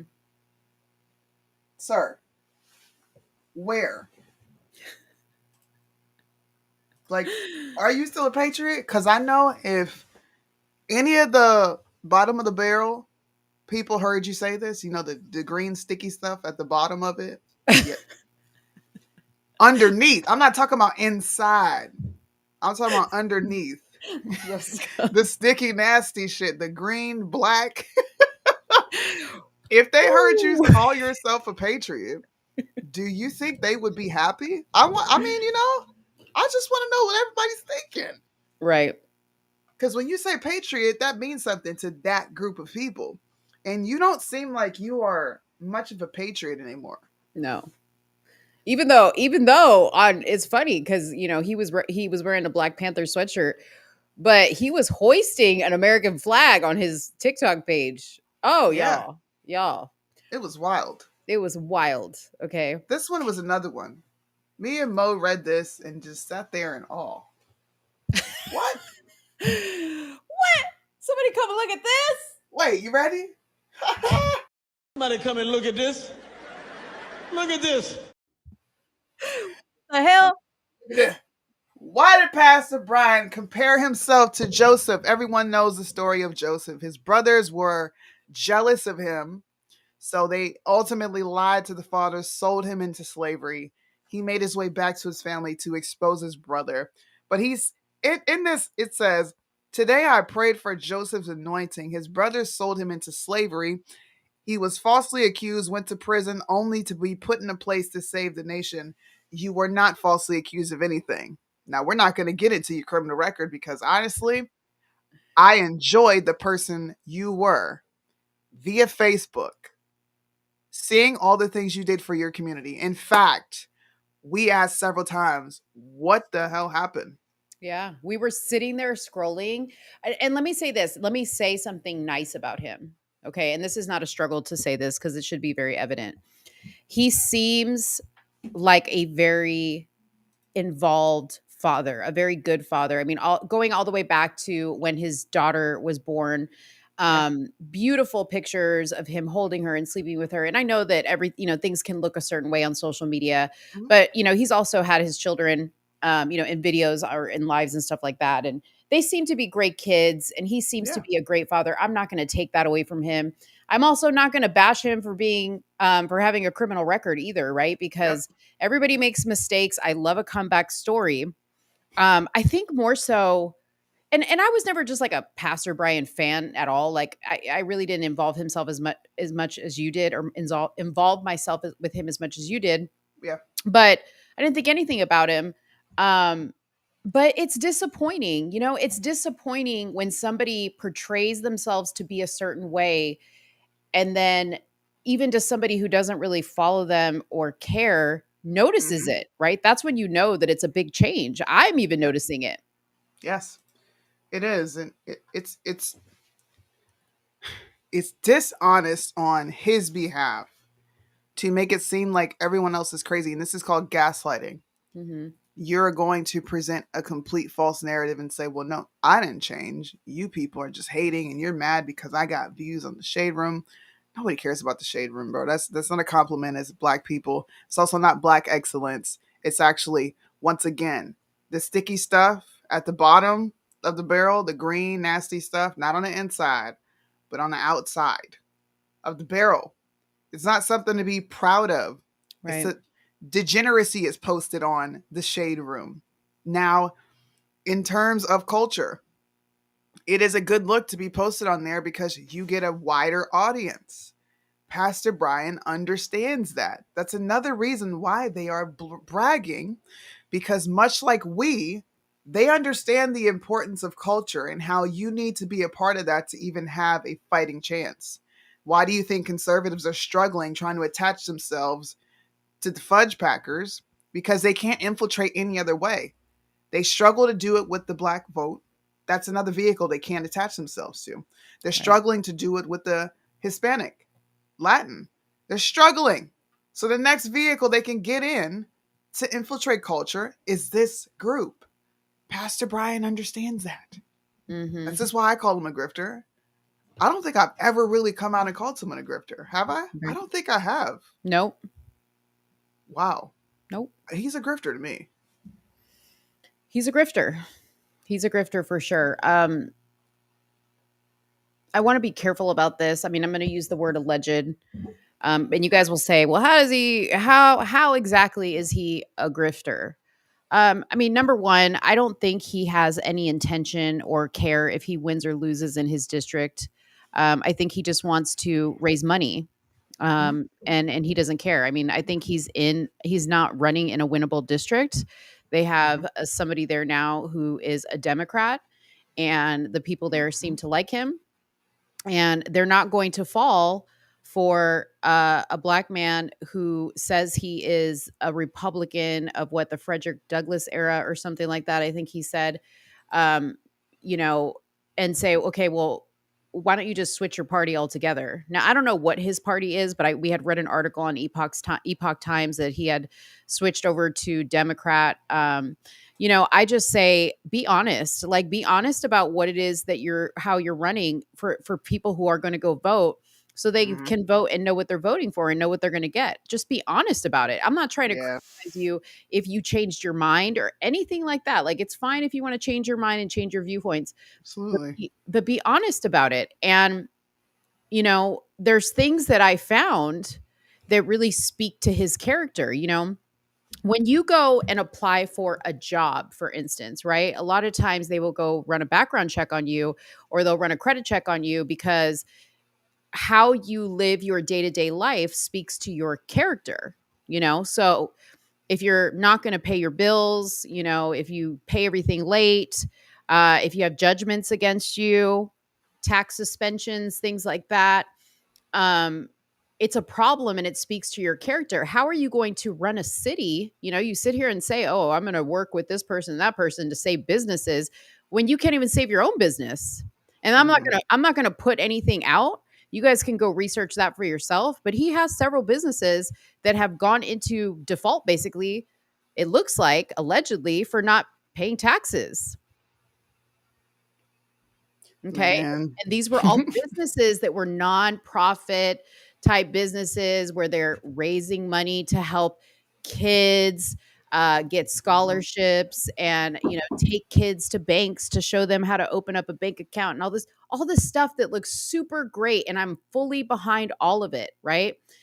But be honest. Be honest. I mean, I wish I was a whiz at reading an FEC report, because I saw his FEC report. I have it. But it takes a lot of skill to dig into an FEC report and know what it is that you're looking at, and how to really identify what spendings look shady. And I'm not saying I have any evidence of that. I'm just saying it doesn't look good, and your track record doesn't help. It's called context clues, Mo. Yes, that's what it is. You use a context around the paragraph, and you have clues to prove it. Republicans wouldn't have given him money if he was pro CRT. Everybody knows that. Mm-hmm. They wouldn't have given him money. You wouldn't have had the support you had, especially amongst the younger conservative influencers. Me, Bryson, Phil at the time, and Nicolette. All of us younger influencers who are working with Pastor Brian, supporting his efforts. None of us would have openly supported him knowing he was in support and not opposition of CRT. He knew that. That's to say that you don't know that is a lie. Right. So when I call him a grifter, it's because you knew you were deceiving people when you started this. Now, I'm not saying that he got direct compensation. I'm simply saying you swindled people with a false representation of yourself. Yeah. You pretended to be something that you weren't. So, like I said earlier, and you guys can go back and tell Brian I said this. Fine. You didn't change. You didn't change at all. You are still the same person you were when you got out of prison. Mm-hmm. And everybody should be okay with that. Don't believe me? All you got to do is go to his Facebook. He's got two. He's got, what is it? The Real Pastor Brian is one of them, or Pastor Brian Hawkins. And then the other one is Brian Hawkins. One is the more personal one. And the other one is his more public. And you guys, you have every right to look into, if somebody's going to have a page out there that's public, you have every right to look at it. Why wouldn't you look at how somebody conducts themselves in their day-to-day life? And I'll be honest with you, if I would have looked at Pastor Brian's page, at his personal page, I would have been very impressed with him, to tell you the truth. He looks like a great guy. And we've even had conversations with him, and they've been great conversations. It's like, I have nothing bad to report there. It's the evidence of his character that he's showing now. Yeah, for sure. That brought him into question. What is this? What is this? Is this another? Oh wait, this at the bottom. This is another photo we saw, because we kept asking. We kept seeing this reoccurring theme of Pastor Brian being in the middle of all these CRT discussions. Mm-hmm. And I wanted to reach out to some of you because I know a lot of you went to events that he went to. Was he in support or opposition of CRT in these meetings with Republicans? Red Pill If went. that can be exposed, she did go. I Yeah. don't know if they talked about CRT. Oh, okay. If that part can be exposed, as well as a Hoppo, who this man video that I put out, then there's no more lie he can tell. Right. You grifted, you got millions in donations and views, likes, support from all these people because they were under a false perception of who you were. That is what I'm waiting for. Yeah. I'm waiting for that smoking gun of him directly speaking against CRT so that I can put that out. Because he keeps lying, although he was heard on the audio saying that he read CRT in ethnic studies. You're quoted multiple times saying you don't want your children to make the next little boy or girl, make them feel at fault for something they didn't do, the guilt. You can go look at all these things. He's one of those people where you have to catch him in the act. Listen. Like a kid.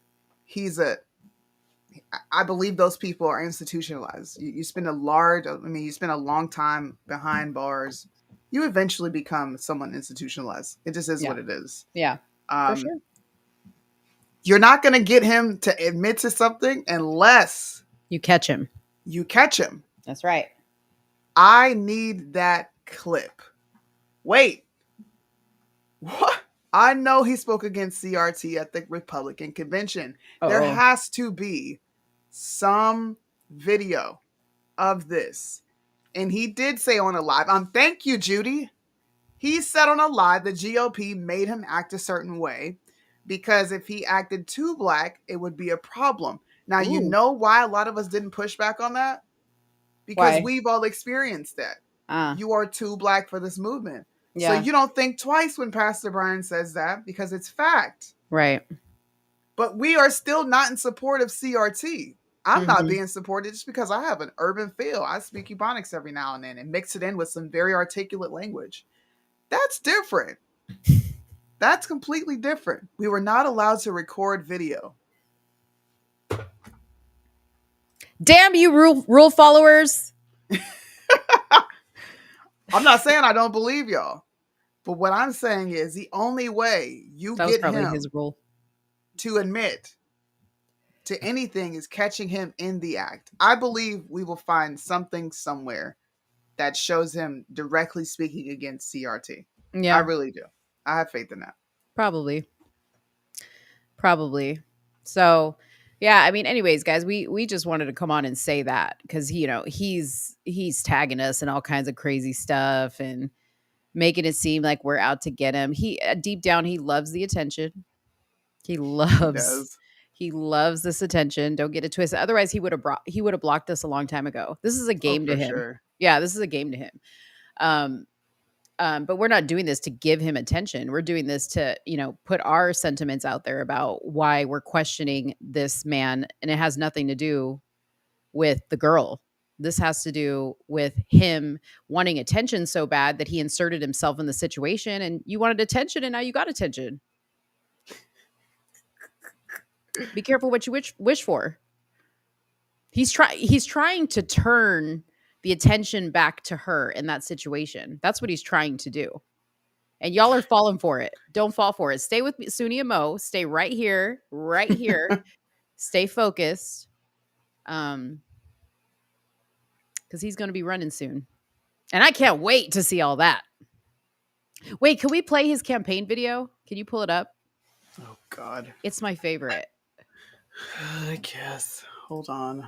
It's I low-key want to reach out to the Mexican restaurant that he saved in that video and be like... He brags about that video all the time, dude.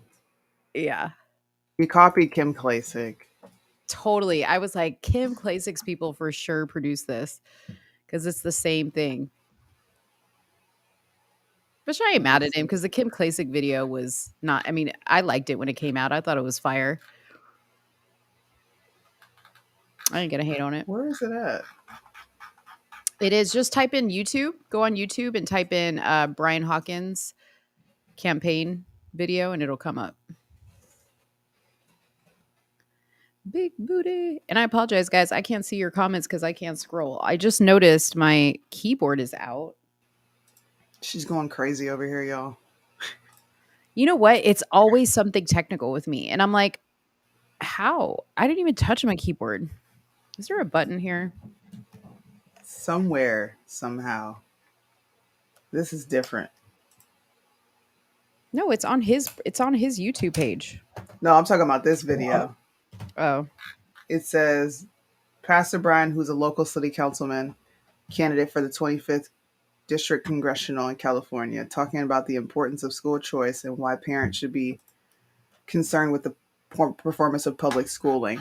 That video is up there. Here it is. Same campaign ads, no solutions. I don't know what that means. Girl, you better play that video. You're getting distracted. Dude, scrolling the internet with Suni is fun, by the way. I just want you to know. Why does it seem like everybody knows the problem we face except politicians?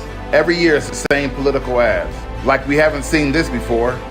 I'm going to tackle homeless, fix immigration, and solve public safety. Meanwhile, 59% of Americans are living paycheck to paycheck. He at the barbershop. Good Lord. Why you getting your hair cut, man? Ain't nothing there. The government will mail you a check. Is this not it? Well, this is one of them. There's another one that's like him walking down the street. It's like, that's what the image is, I think. There's only 4 videos. There's none of those videos are up here. Girl, I wish hold on. Let me get on my phone real quick. You frustrating me right now. Hold on. If I pull it up fast, I would love that. Go for it. Pastor Brian Hawkins. I'm gonna be like, I'll vote for you when you drop. Oh, it's called the most dangerous political figure in California. See? Did you say that? And I said no? No, but the most dangerous. This is the argument we have off camera, y'all. Don't. I'm sending it to you in WhatsApp. I already got it. Okay. Hi, I'm Brian Hawkins.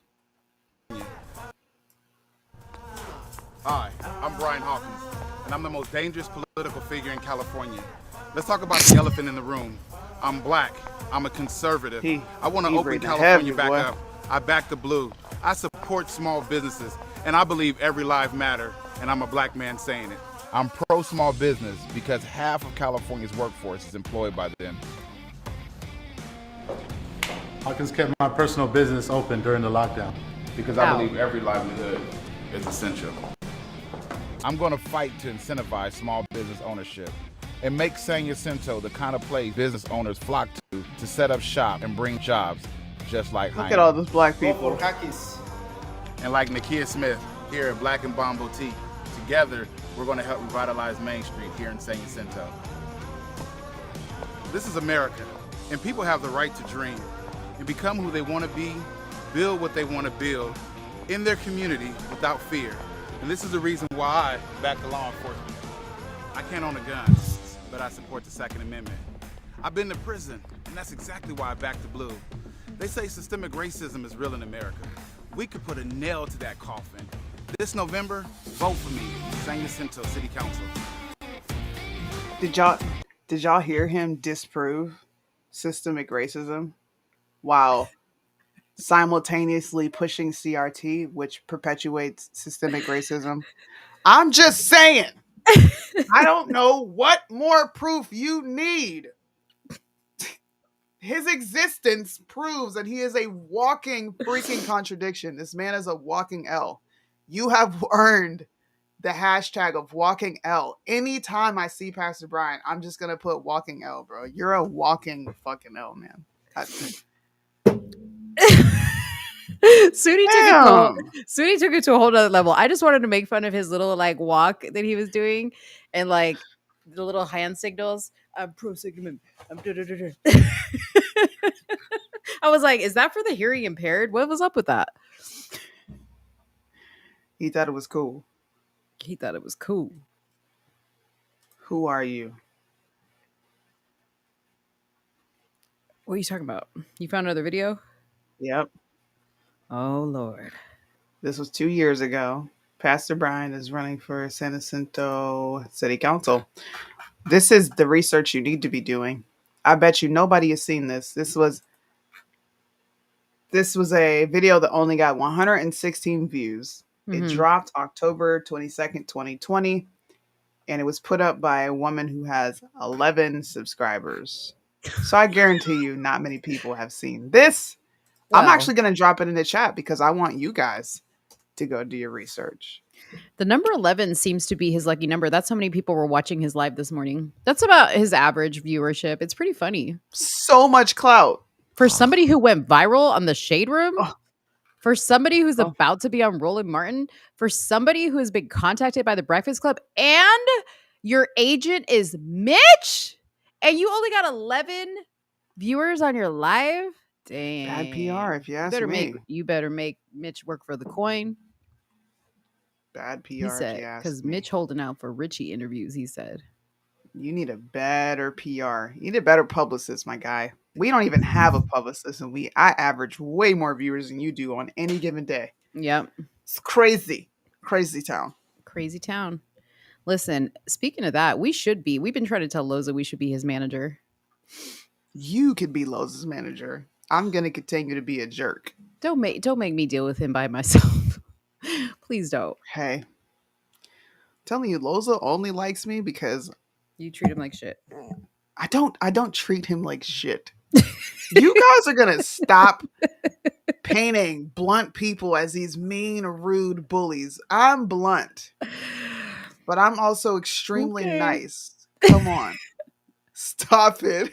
You're going to give these people such a misrepresented picture of me. I know, but it's so weird. Like, you guys know me. I'm nice. Like, I'm nice Mo. I will get a little like greasy sometimes, but it's not like a constant thing for me. You know what I mean? For the most part, I'm a very like sweet, wear my heart on my sleeve type of person.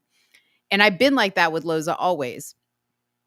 Suni, on the other hand, is like, she treats him like, you know, just like whatever, like, I'm not even here for your bullshit. I don't really care. You know, meanwhile, I'm like, Loza, how you feeling today? And Suni's like, what you doing? Like, where you is? Cause like, that's literally how she talks to him. Right.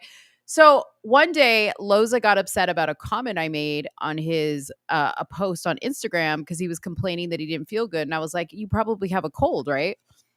Suni literally said the same exact thing. And he got mad at me and sent me like a long ass voice message. Okay. And I was just like, I'm not going to respond because it's Loza and he just wants to get in an engagement with me. And when you start that with Loza, you best believe you about to get 10, 12 voice messages that are at least 10 minutes each, back to back to back. So I just wasn't going to engage with him. And he got upset with me that I left him on red, and he called Suni to ask what my problem was. He got upset and he asked Suni, what's wrong with your girl Mo? That's what he said, right? Yeah. And I didn't even respond. Like he went on a whole rant and I was just like, yeah, so when's the song dropping? I don't give a crap. He's not mad at her. But But what did he tell you?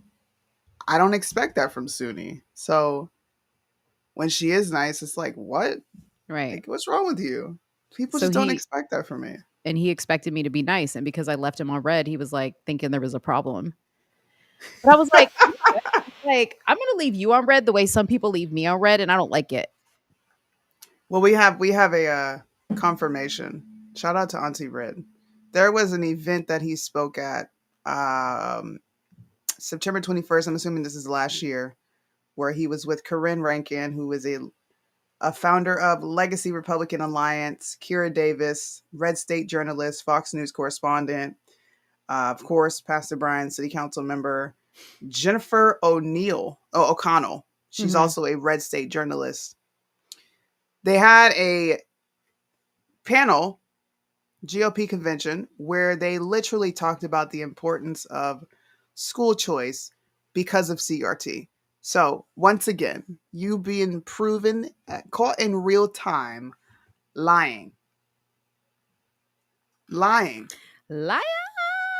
Thank you. This is the most pressing question of the year because I've asked him this to his face and he directly lied to me. How you gonna go from having Mitch and the crew clowning you, punking you, to now them being your publicists and I know. your And this coming from our resident troll. Even the resident troll saw it. I'm just saying. Lion Brian, just come on out the closet, baby.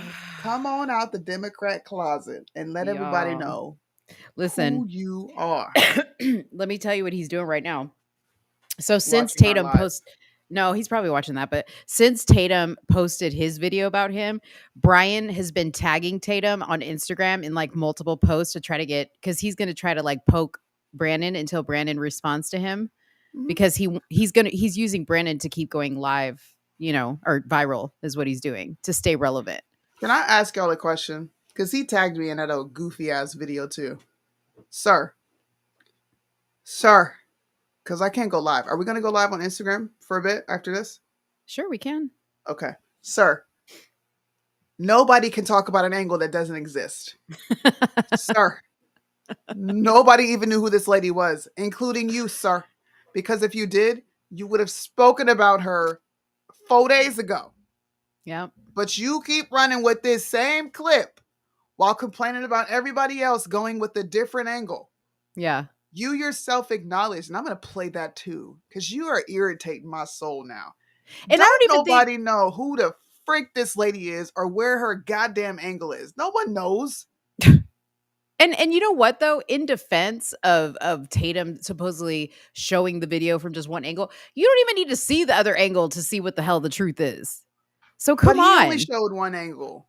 How you gonna get mad at Tatum that's when what I'm you saying. had one angle behind you the entire time you were on the bullpen? Right. Lying Brian. It You wasn't also until lied, pretended like somebody broke into your car and you somehow ministered to him. And okay, boy, Sudi, can you please play that video? and you stayed at the top of you ain't even come down to go talk to him. You sitting there recording from whatever porch you up on. Can you please find that? Did I send it to you on WhatsApp or it's on his TikTok is where I got it. Okay, while she's finding, let me just tell you. So I didn't even know. Oh, damn, she's got it right here. Okay, so he caught a man breaking into his car. And tell me why, this is what I said to Sudi, what criminal breaks into a car that he's going to show you how close it was, right?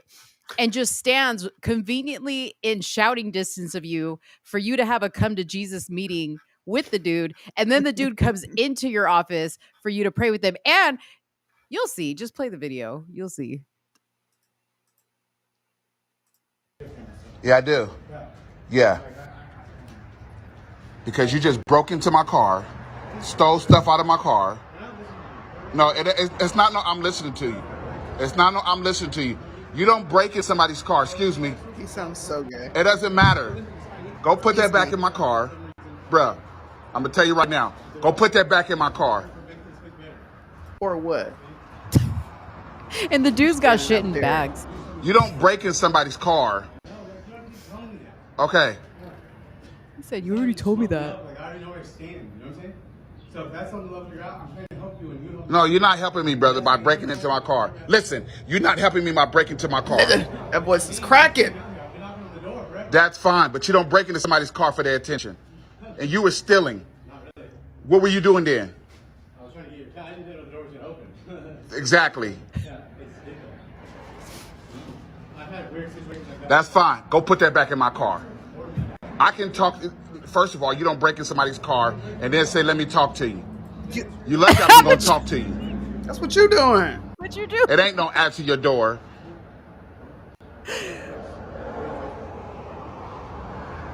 That man didn't steal nothing. Are you the one that's breaking these windows over here? All right.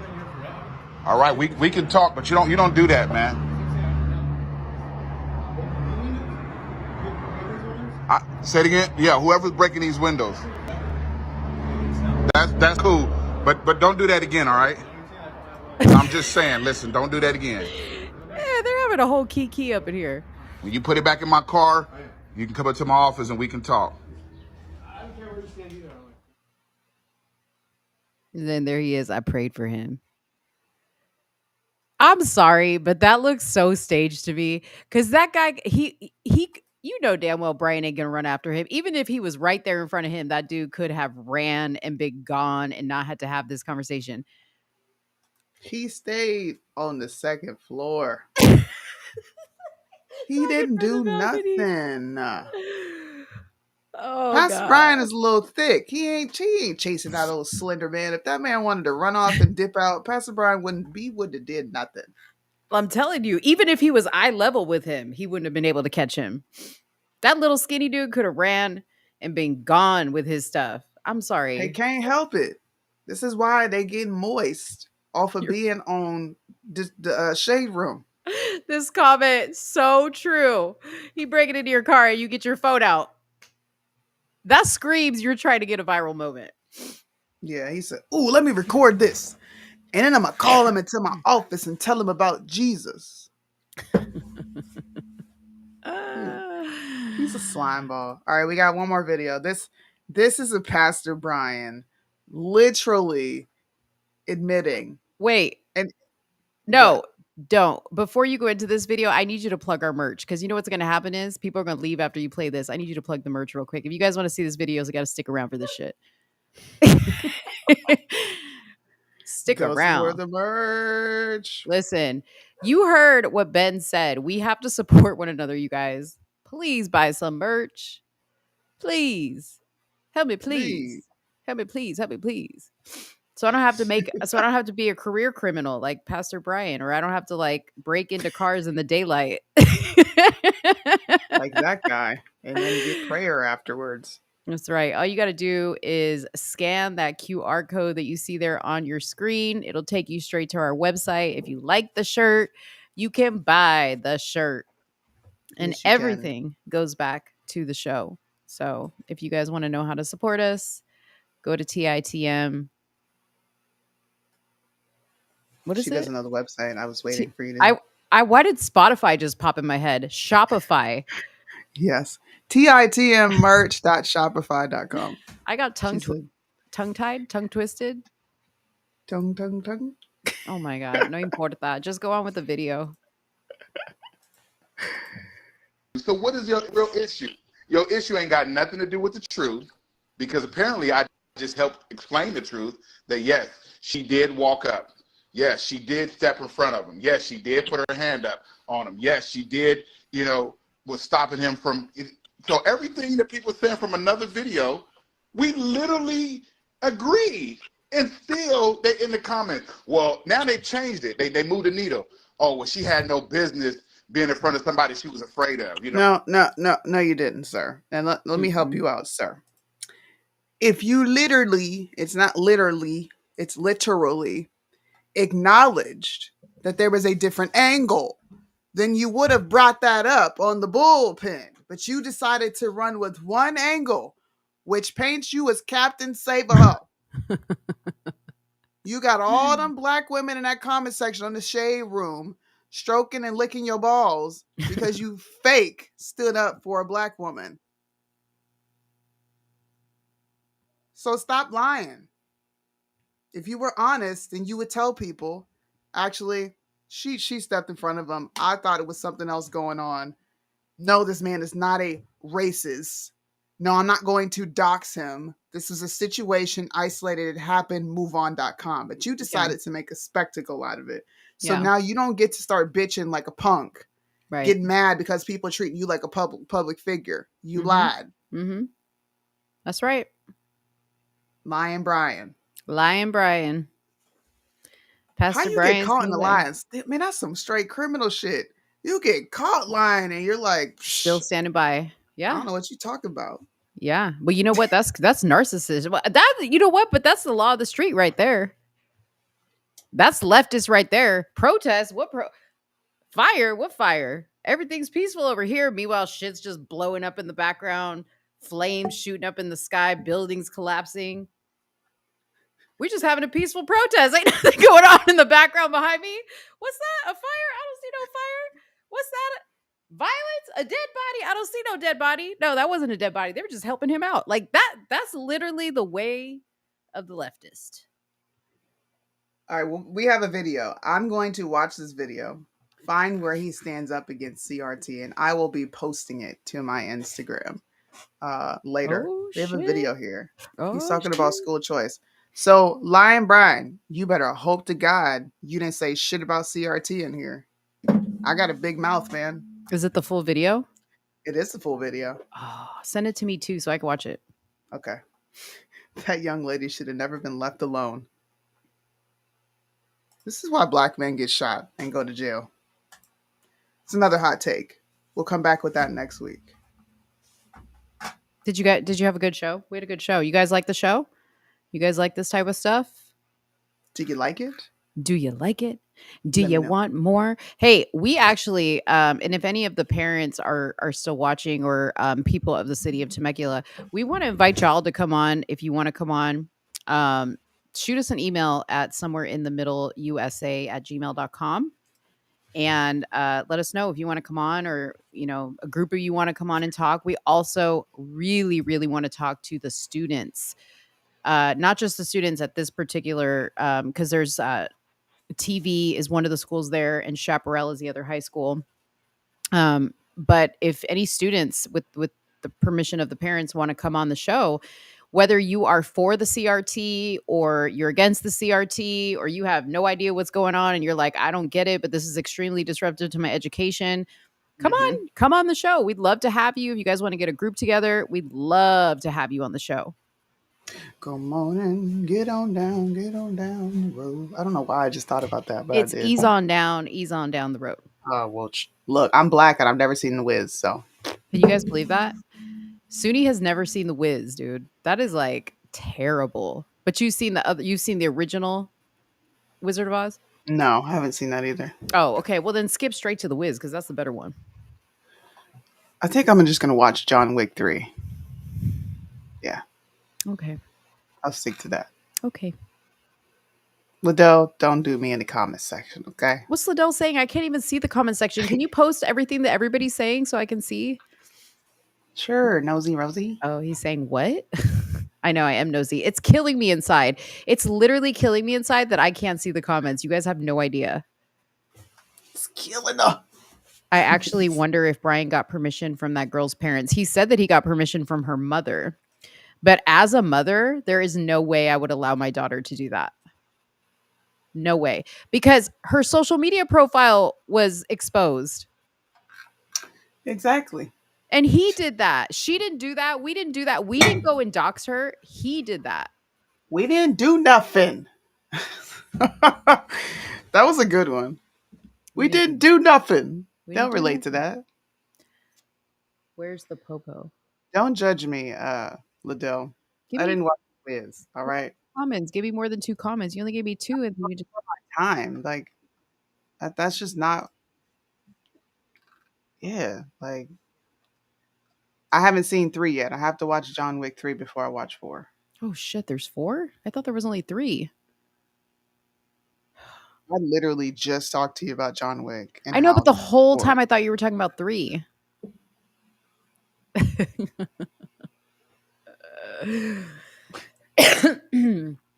I just want y'all to know that she one time said that she loved me and she called me her best friend.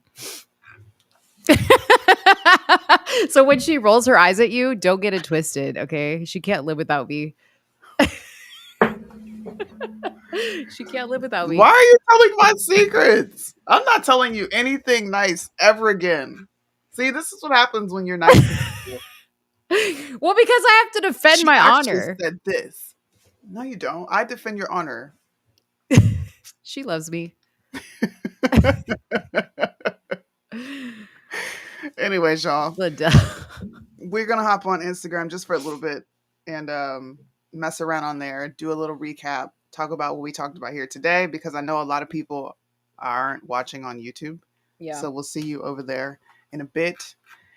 Thank you for spending your Friday night with us. We hope you return next Friday. Also, go to the website. We're going to be having updates I have been kind of just busy. My kids are on spring break. I haven't had the time to sit back here and do what I was supposed to do throughout the week. I'm telling on myself. Yeah. So please don't worry. I'm going to get the shirts updated and add the mugs and everything else to the website. I promise. The kids go back to school Monday. Yeah. Do you And have Mo is anything? just her support. So whenever she needs me, when she starts working on that, I'll be there for you, sis. I just help come up with the merch. I don't design it. Suni is that person. Hey, Birdman wanted me to show you this. Said Mo, Mo. fix your What's wrong with my shit? It's not. It ain't working. What shit ain't working? Oh, my Your keyboard? mouse and your keyboard. Okay, but what does this mean when there's a light, but it's not working? Nothing. The light is on there. Oh my god. Okay, but there's no lights on my keyboard. See? Whatever. Take me to the king. Take us out. Take us out with some music. That's all I got. Oh wait, we should sing "I Get So Weak in the Knees." Wait, let me Sing pull up it. the lyrics. Okay, let me. Ah, I can't pull up. Oh wait, I can pull them up on my phone. Okay, hold on. Hold on. Y'all are about to get a show. Mo's about to give you a show. No, Suni's about to give a. We're about to both do a show right now. Who sings that? SWV, "Weak in the Knees." Oh, I get so weak in the knees, I can hardly speak. That one? Yeah. Okay. I do not feel good. I can't believe you got me doing this. Can you guys tell I don't feel good? Wait, should I put some instrumental in the background? No. Why not? I already sang the opening part of it. Well, no, but I'm saying because we need a little She bit. wants to do a whole concert. What is wrong with this lady? No, because what I'm trying to say is we need like when you do karaoke, you know what I Bruh. mean? No, for I real. love you guys. Do you No. love them, Mo? And my keyboard doesn't work. So look, we just okay, let's go. I can't freaking hear that. Put it up on here. Put it up on the screen. I'm gonna send it to you at WhatsApp. This is so. Listen, You really think I'm about to sing right now? You No, got no, no. another thing coming. Put the instrumental up. Put the instrumental up that I'm sending you on WhatsApp. Are you gonna sing it? Yeah.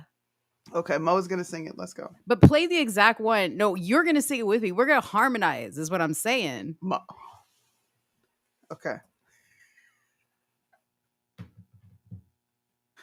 Just pull it up. Does this one have the lyrics? Oh shit. This lady is really she said harmonize. Oh wait, hold up. I think I need to send you the karaoke version. Keep it rocking to the next episode. So that we have the lyrics up on the screen. All right, we're about to do. Dude, this might turn into a segment though. This might actually turn into something. It will not. Suni. Okay, I can't see what the comments say, but if y'all want to see a Suni and Mo karaoke hour, sound off in the comments. I even gotta have a mic in my hand. Oh my god. Go. Know what it is that you've done to me. Come on, Suni. Come on. But it's causing me act in such a crazy way. Come on. Whatever it is that you do when you do what you do. Come on. It's a feeling I want to stay. Hey, let's go. Come on. Because my heart starts beating triple time with thoughts of Suni legs on my mind. I can't figure out just what to do. Come on. The problem Ready? You're supposed to harmonize. Oh, then start it.